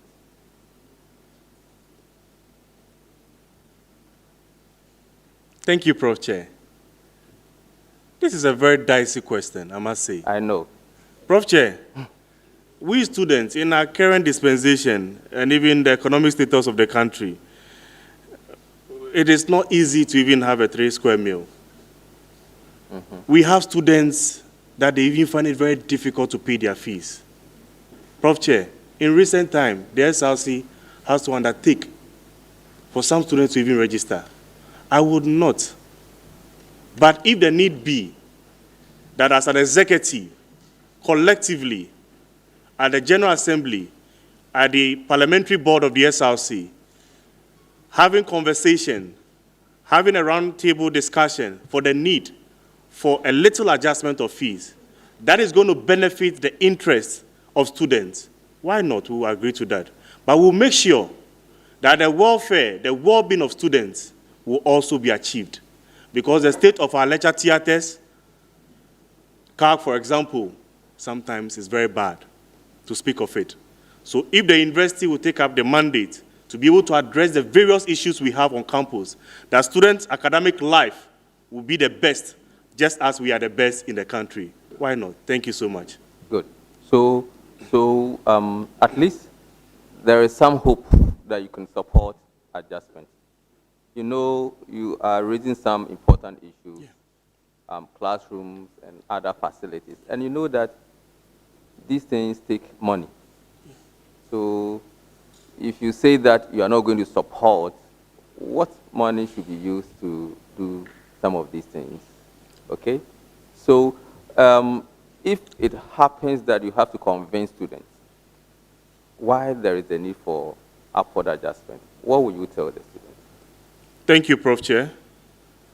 First of all, the fee schedule for students, there are various components. I'll make that fee schedule available to all students. And the reason to which the proposed readjustment must be made. If it sounds good in the ears of student leaders at the General Assembly, at the Parliamentary Board, even at the JCLC level, we'll throw a discussion for students to bring up their suggestion. Most of them probably may go for the fact that it will not be good for our fees to be increased. But as a student leader, or given the opportunity to serve as the SRC president, if the reasons that management is giving us is going to benefit students directly, I'll be able to discuss with my executive committee or council for them to see the necessary need for the adjustment. Thank you. Thank you. Mr. Norman, how would you ensure that SRC budget is actually inclusive? Thank you, Prof. Chair. Prof. Chair, kindly Maybe take it again for me. You can give me 4 strategies or 4 measures that you put in place to ensure that the budget of SRC reflects the needs and the priorities of students, all students. Thank you, Prof. Chair. One of the strategic moves that I would recommend has to do with needs assessment. For a budget to be reflective of the needs of students, first of all, we need to understand the peculiar needs of the students. One may be having a need of finances, one may be having a need of accommodation, one may be having a need of security. Understanding the comprehensiveness of these can make myself, as the SRC president, when given opportunity, to be able to take the necessary measures that the treasurer, in preparing his budget, will be reflective enough of the needs of students. Secondly, it will be one that is going to be transparent. Transparency is pivotal in accountability. And with this transparency, we would ensure that budgets will not be only prepared in the SRC office or in the office of, or in the rooms of the treasurer, but will be made available to Parliament for deliberations.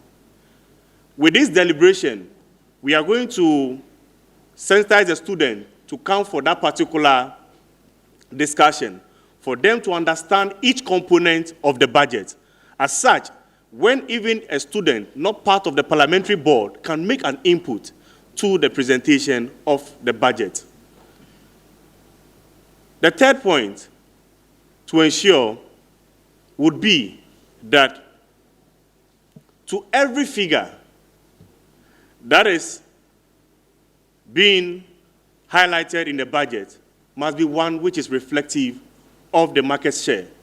It will not be a price or an amount which is being adjusted to suit particular group of people.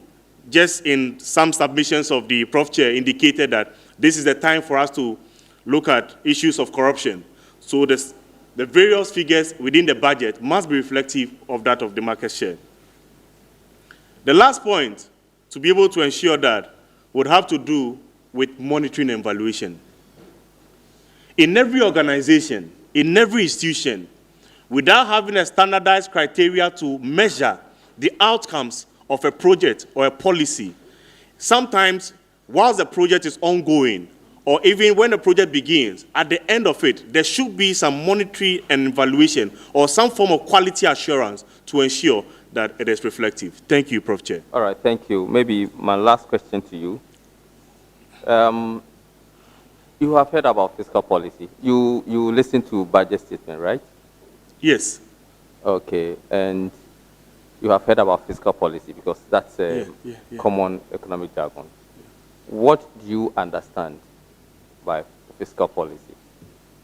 Prof. Chair, thank you for the question. With this, I would like you to enlighten me more. Even though I've done accounting, I've forgotten, so I'll be grateful if you enlighten me more. Okay, all right. I was going to...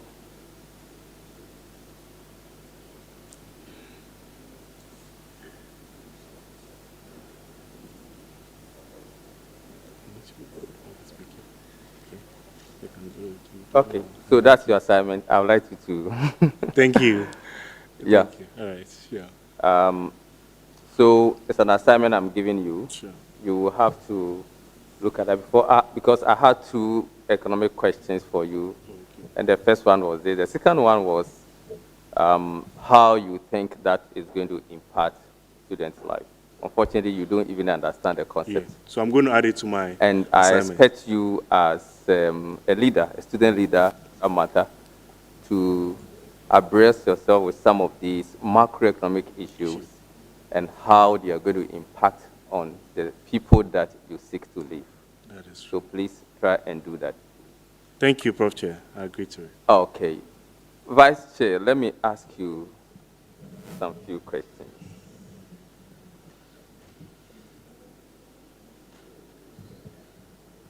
I have seen that you read B.Ed. Home Economics. Yes, please. Okay. How is that program relevant for the position that you are aspiring to?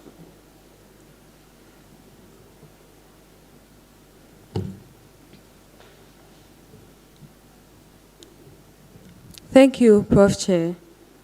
It's true, I'm reading Bachelor of Education, Home Economics, and its relevance in relation to my position as the SRC Vice President, hopefully.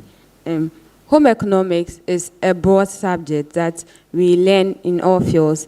Briefly, I would like to talk about one aspect which has to do with entrepreneurship and training skills.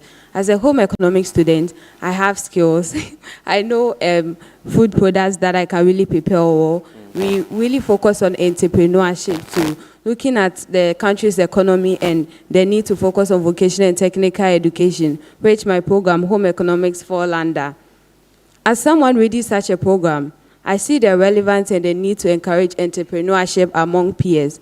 So with someone in such a position, when I get the audience or when I reach out to my people, I educate them to let them know the need on focusing on entrepreneurship, that at the end of the day, when we all graduate, we'll be able to do something for ourselves to contribute to the economic growth, as well as having the position and then having the platform to organize programs for students as well. I'll be able to center in entrepreneurship while I bring people on board to teach them as well.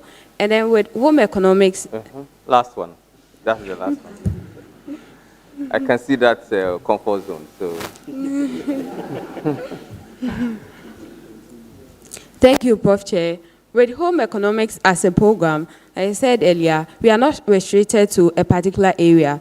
We learn all fields, from housing to economics to family management. So as a leader, when I encounter such situations, in terms of peer relationship, in terms of other issues, I'll be able to handle it per my idea for my classroom. Okay, thank you. So what is the process of having SRC budget approved?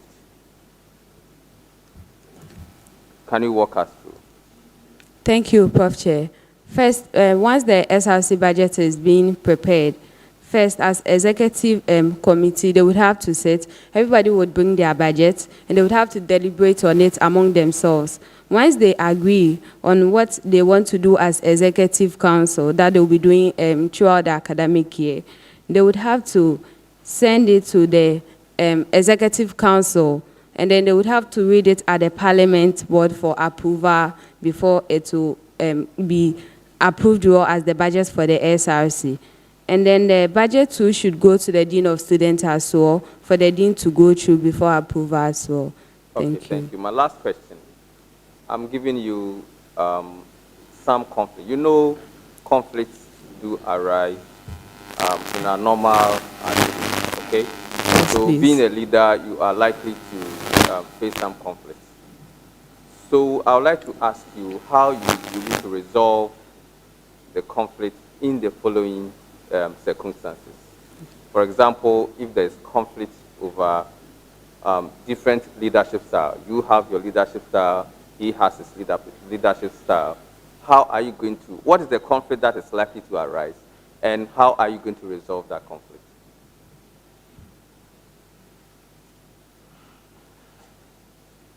Thank you, Prof. Chair.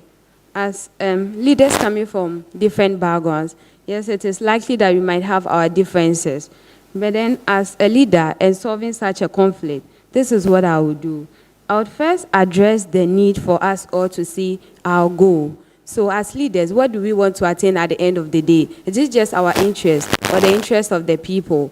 And as a team, we have a goal that we are working towards too. So whatever decision we would have to take should be in alignment with the goal we want to achieve at the end of the day. So it's not like anybody's idea won't be tolerated or is not the best. But then we will assess, then we all agree and choose the better way that we know that when we go, at the end of the day, we'll be able to achieve the goal of the team and not individualistic ideas.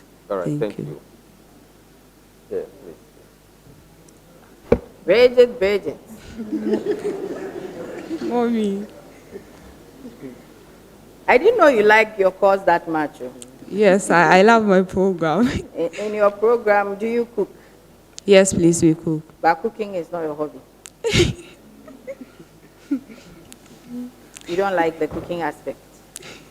Sort of. No, because I was surprised. I thought I would see cooking, but it was not there. No worries. I like it, but then I prefer the reading and the writing more to You do cooking. what? I prefer the writing and reading more to the cooking, but I like the cooking as well. Okay. So tell us about the Obasma Conference 2024. Thank you, Prof. Chair. The Obasma Conference 2024 was organized last semester by the Ladies Wing, which I happen to be the leader. Our theme for the program was capacitating young women, building potentials for a better future. We had 3 speakers coming on board.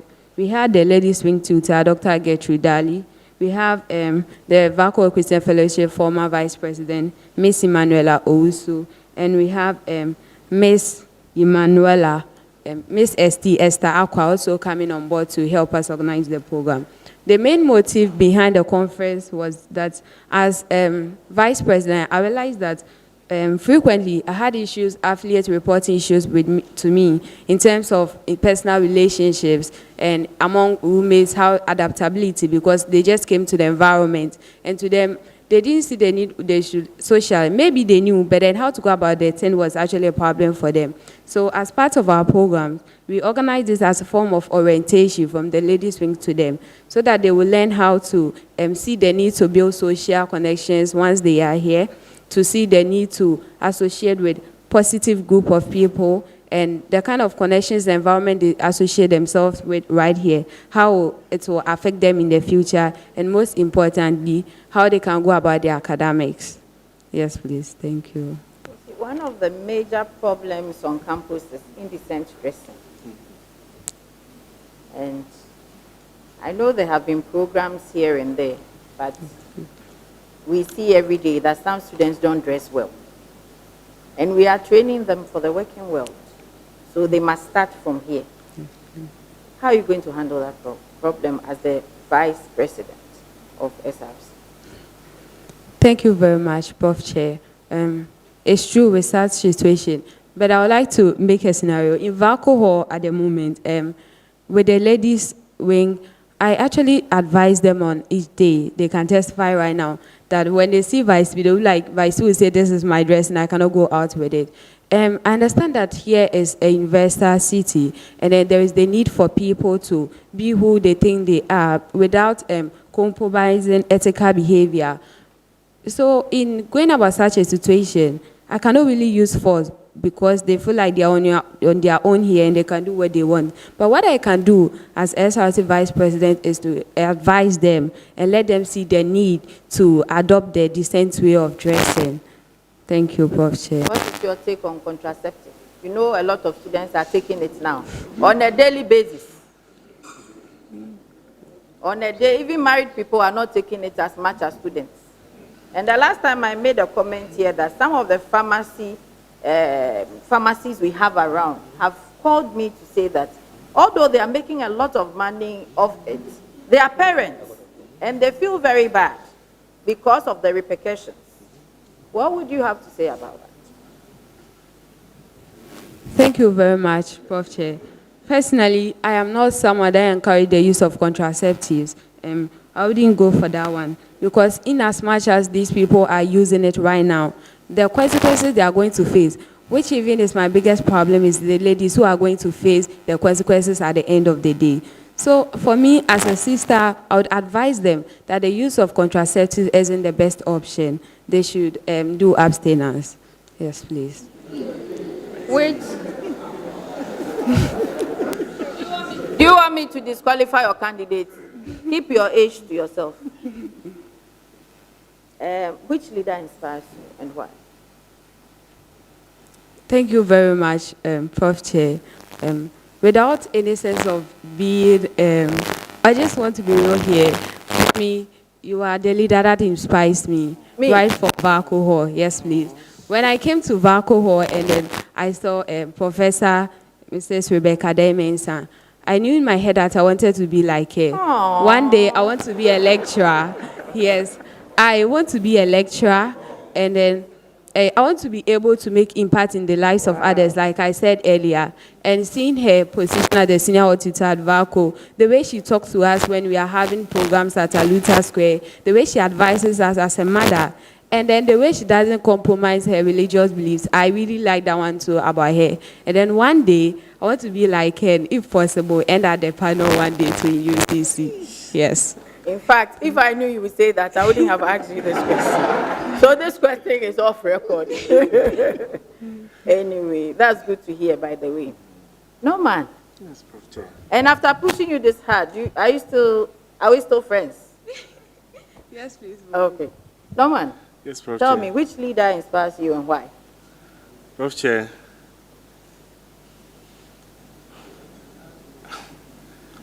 It's even sad to mention, but I wish I could mention a leader in Ghana, but it has been Barack Obama. Barack Obama? Yeah. Wow. Looking at his background, I had a similar background where I didn't know that I'll be where I am today. So always, that particular man, I put him before me that someday I'll also be president of Ghana before the year 2050. I see. Yeah.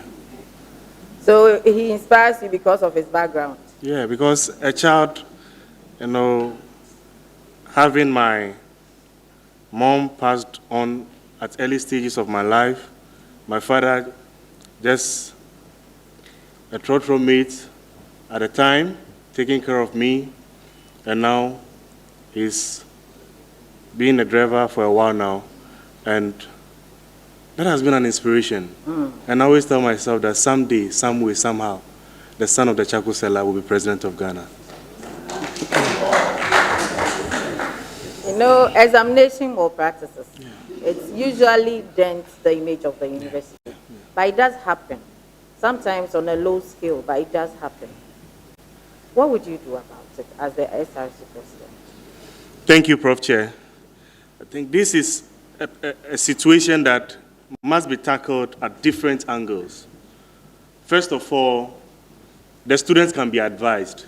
We have it in our handbooks, we have it in our regulations that we are not supposed to subject ourselves to more practice. But sometimes situation makes us even find ourselves in that particular situation.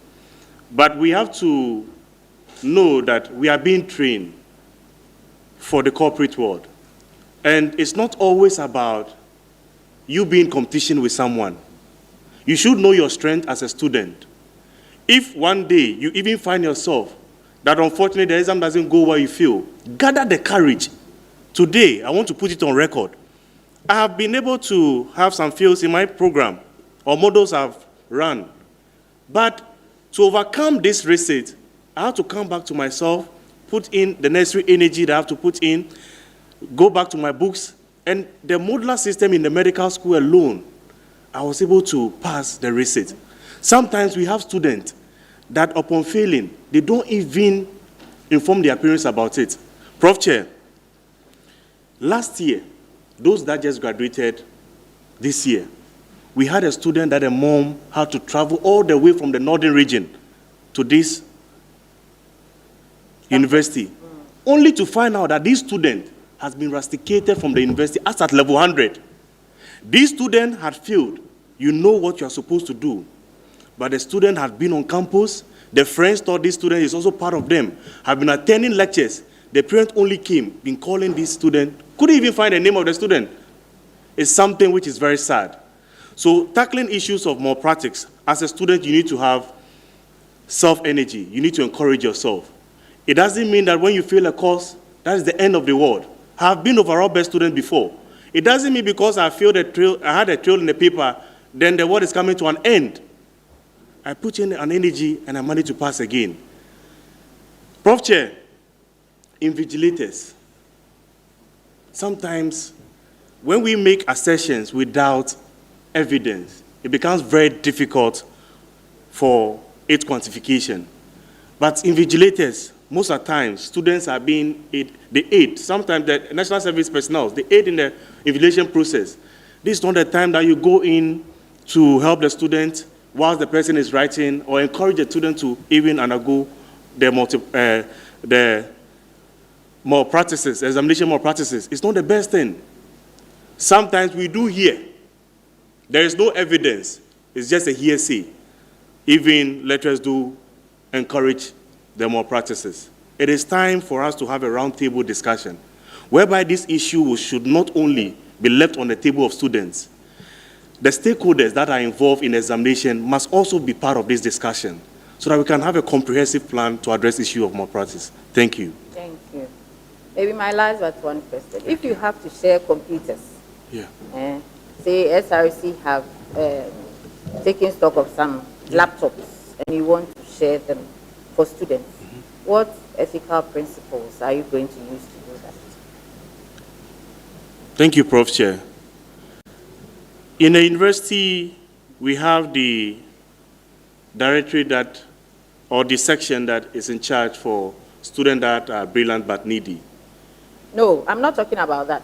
Okay. As a president, you have taken stock of some SRC, maybe your foundation supplied some laptops, and you have to distribute it to students. What ethical principle would you use? What principle would you, ethical principle. Yeah, so it comes back to, Prof. Chair, thank you, it comes back to the leader being transparent, being one of integrity, and making sure that needs assessments are being conducted before giving out the laptops. Thank you. What about equity? Yeah, I agree to that, because it is one which can be considered as well. Is the current president your friend? Yes, he's my friend. Yeah, I know him, and sometimes I go to him for some understandings of the SRC, our current state and everything, so that whenever I go to students to speak to them, it will not just be lip services, but things that I believe when I come, I can be able to do them. But you don't work in any of his committees? I am currently serving, Prof. Chair, thank you. I'm currently serving as the Member of Parliament representing the School of Medical Sciences in the Parliamentary Board. So most of the deliberations and decisions that have been taken by the Executive Council normally comes to the floor of Parliament for deliberations, of which I contribute my quota to that. What do you think has been his weakness? Prof. Chair, thank you. I think the current president sometimes overburdened himself to make sure that the needs of students are being met. Because sometimes I see him at places that I ask him, President, you are supposed to be here, or there's a program ongoing, and he has to tell me that, no man, there's this student with IC, I have to make sure I follow up for him, because the student, I've told him what he needs to do, but still I have to follow up for the said student. So that quality, someone may consider to be a workaholic president, but I believe that sometimes we should delegate that work to some of his committees. What is your weakness? It's his, Prof. Chair, I'm someone who does not rest. You I want to die see early. results. If you don't rest, you die early. Oh, Prof. Chair. You also don't want to die. You want to become the president of Ghana. Yes, Prof. Chair. So I also overburden myself with the task of students, making sure that everything concerning students are being solved. So I'm learning to delegate to ensure that there are various committees. That's why I even mentioned a road test. Yeah. But in one year, this road test, do you think you can do it in 1 year? We believe in a leadership that is going to be a continuation. So we are going to make our contribution. So you pick and choose, you touch on so many things and leave it for another person to come and continue. No, Prof. Chair.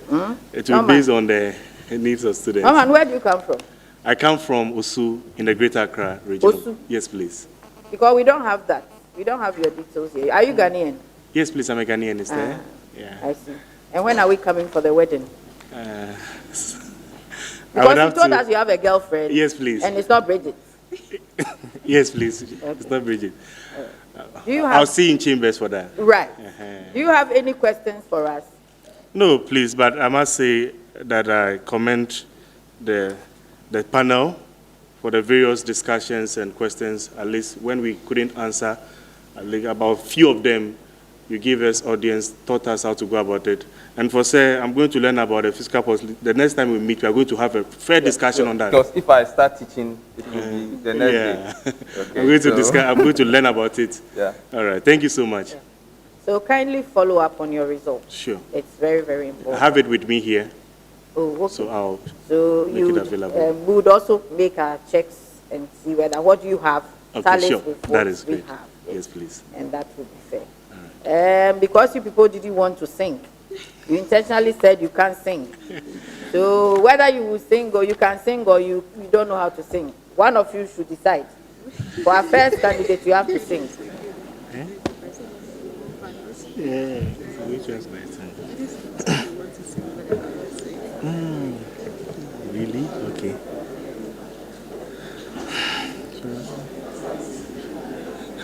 Okay, Prof. Chair, thank you. I think I may have to help my able incoming vice president at this juncture. So there is this story about this lady that she comes from a very poor background. Unfortunately, she was there at a time and people came in to just give them some rags of clothes. And she was very happy about it. The mom luckily was a seamstress, so the mom has to put something together. When she wore it to class, a lot of people were laughing at her, but she believed that she's worth of the clothes she was wearing. And so the song I want to share with us has to do with coat of many colors. And it goes like this. Back to the east I go wandering once again. Back to the seasons of my youth. I recall a box of rags that someone gave us, and how my mama put the rags to you. There were rags of many colors, and every piece was small. But I didn't have a coat, and it was a way down in the fall. Mama put the rags together, so in every piece with love she made my coat of many colors that I was so proud of. And as she sewed, she told a story from the Bible she had read about a coat of many colors Joseph wore. Then she said, perhaps this coat will bring you good luck and happiness, but I could wait to wear it. Mama bless it with a kiss. Thank you. Thank you very much. Thank you very, very much. Most welcome. I think we have had, did I say enough of you? And we wish you all the best. We give you 2 minutes, or no, 1 minute to say something to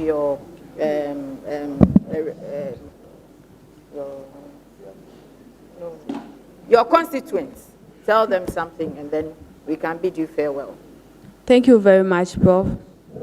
To all our loved ones and supporters who have been with us till now, we want to tell you that Team Norman is here for you.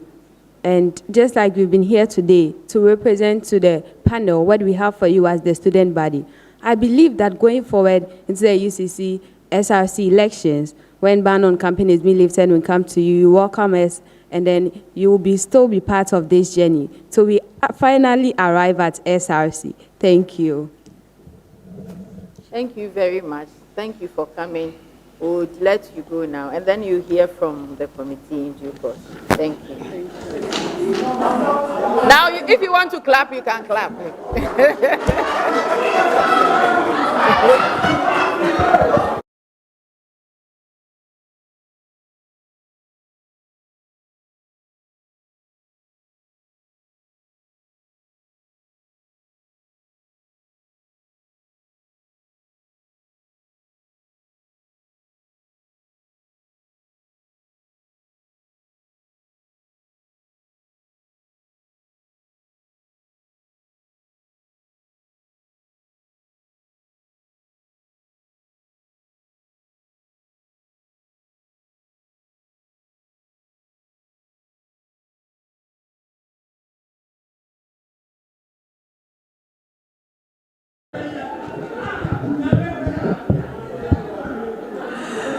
You're still watching us live on TV UCC, and of course, this is the vetting for students who have had nominations to contest for the position of SRC President for the year 2024-2025, right here at the University of Cape Coast. And I'm here to read a couple of your messages even before the next nominee join us here. So right away, I'm taking this one from Robert. Robert says, SRC President, chapter 1, verse 23. And Norman delivered. Keep your comments coming. Keep your comments coming. Shortly, I'll be back. I'll be back with the rest of the messages. Do stay with us.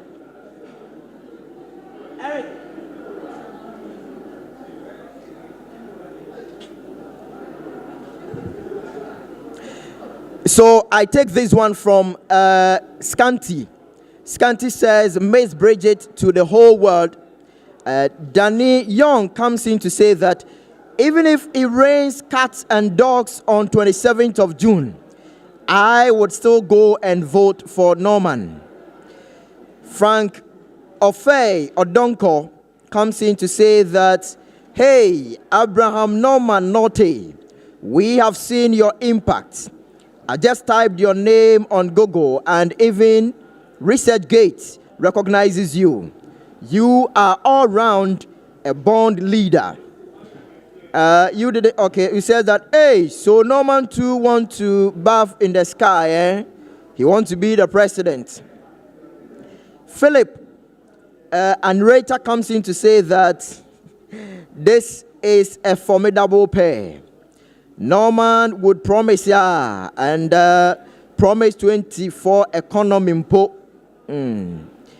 Estabadu says Nyame Beye. Lizzie Ansa says Mugud Mponye.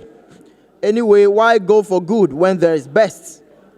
Daniel Shen is also here with, in all things, we have to make a movement.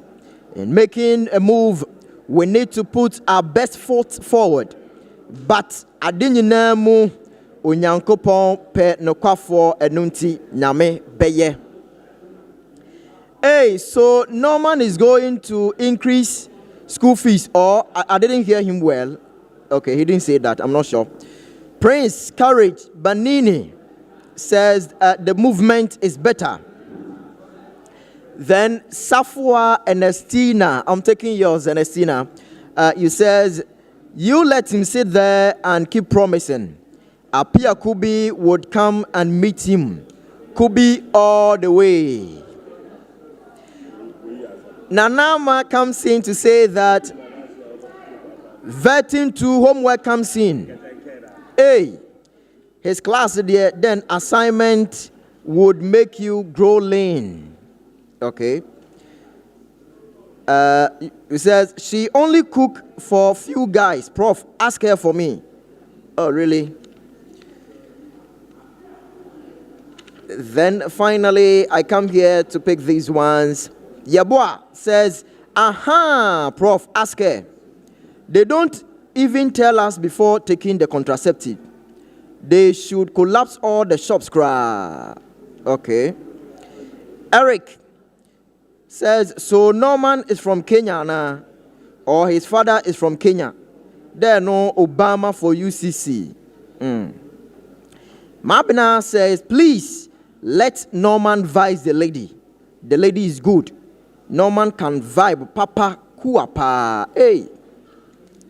So these are the few messages that I managed to pick. We're still waiting for the next nominee to join us. So I take the opportunity to come to you, those who are here with us at auditorium. I'm going to find out from you your impressions so far, your expectations. Have they been met? What brought you here? What you know about the University of Cape Coast. But if you're also around this location, we are transmitting live from the J. Nano Opoku Auditorium at the Amisa Arthur Language Center. You are at liberty to join us to have a feel of what is happening. Perhaps one or two reasons wouldn't let you join us here. Stick to your screen and enjoy. But remember to subscribe to the channel if you have not done that and share the content. So I'm going to those who are here Let's find out from them what they also know, especially about the student handbook. Yes.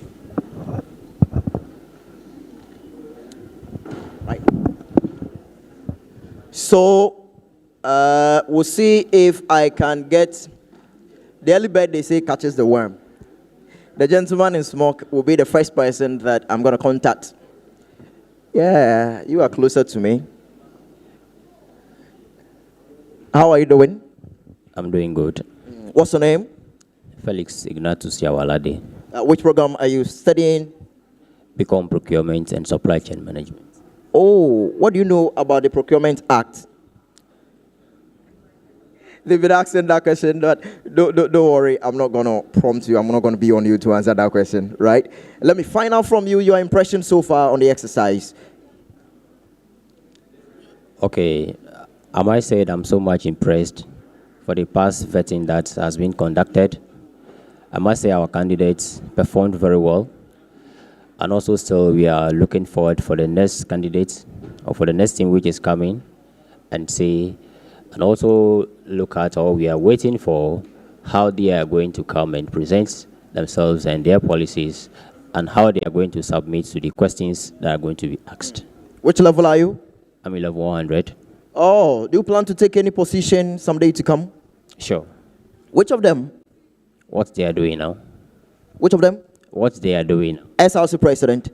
Should we give you the seat for a minute before the next nominee join us? Have a feel. You want to learn, so you want to have a feel of the seat. Not now. Not now. He's so young, so he would want to get to level 300 or 200? Level 300. 300. We should expect you. All the best. Thank you very much. Education. Education joined me here. Last year, Education was in the race for SRC PRO.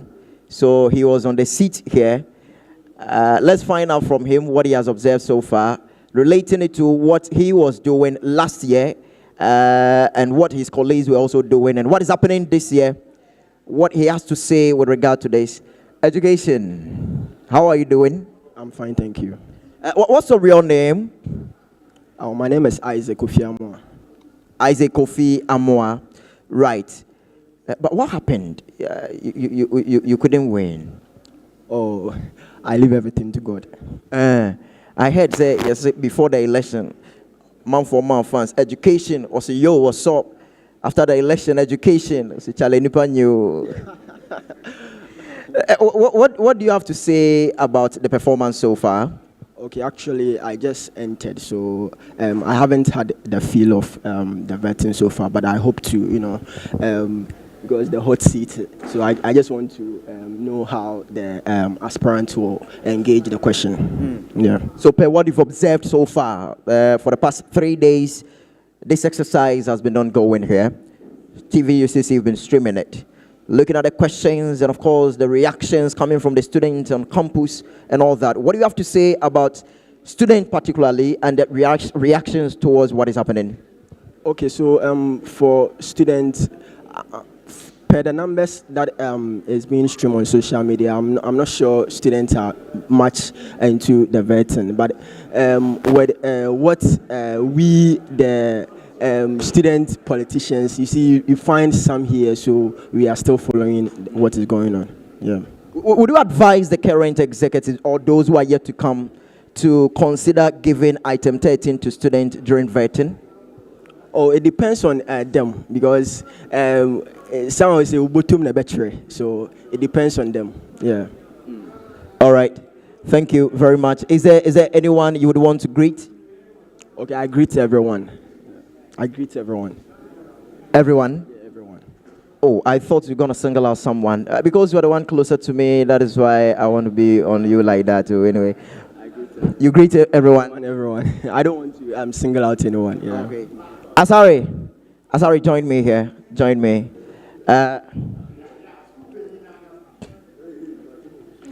Hurry up.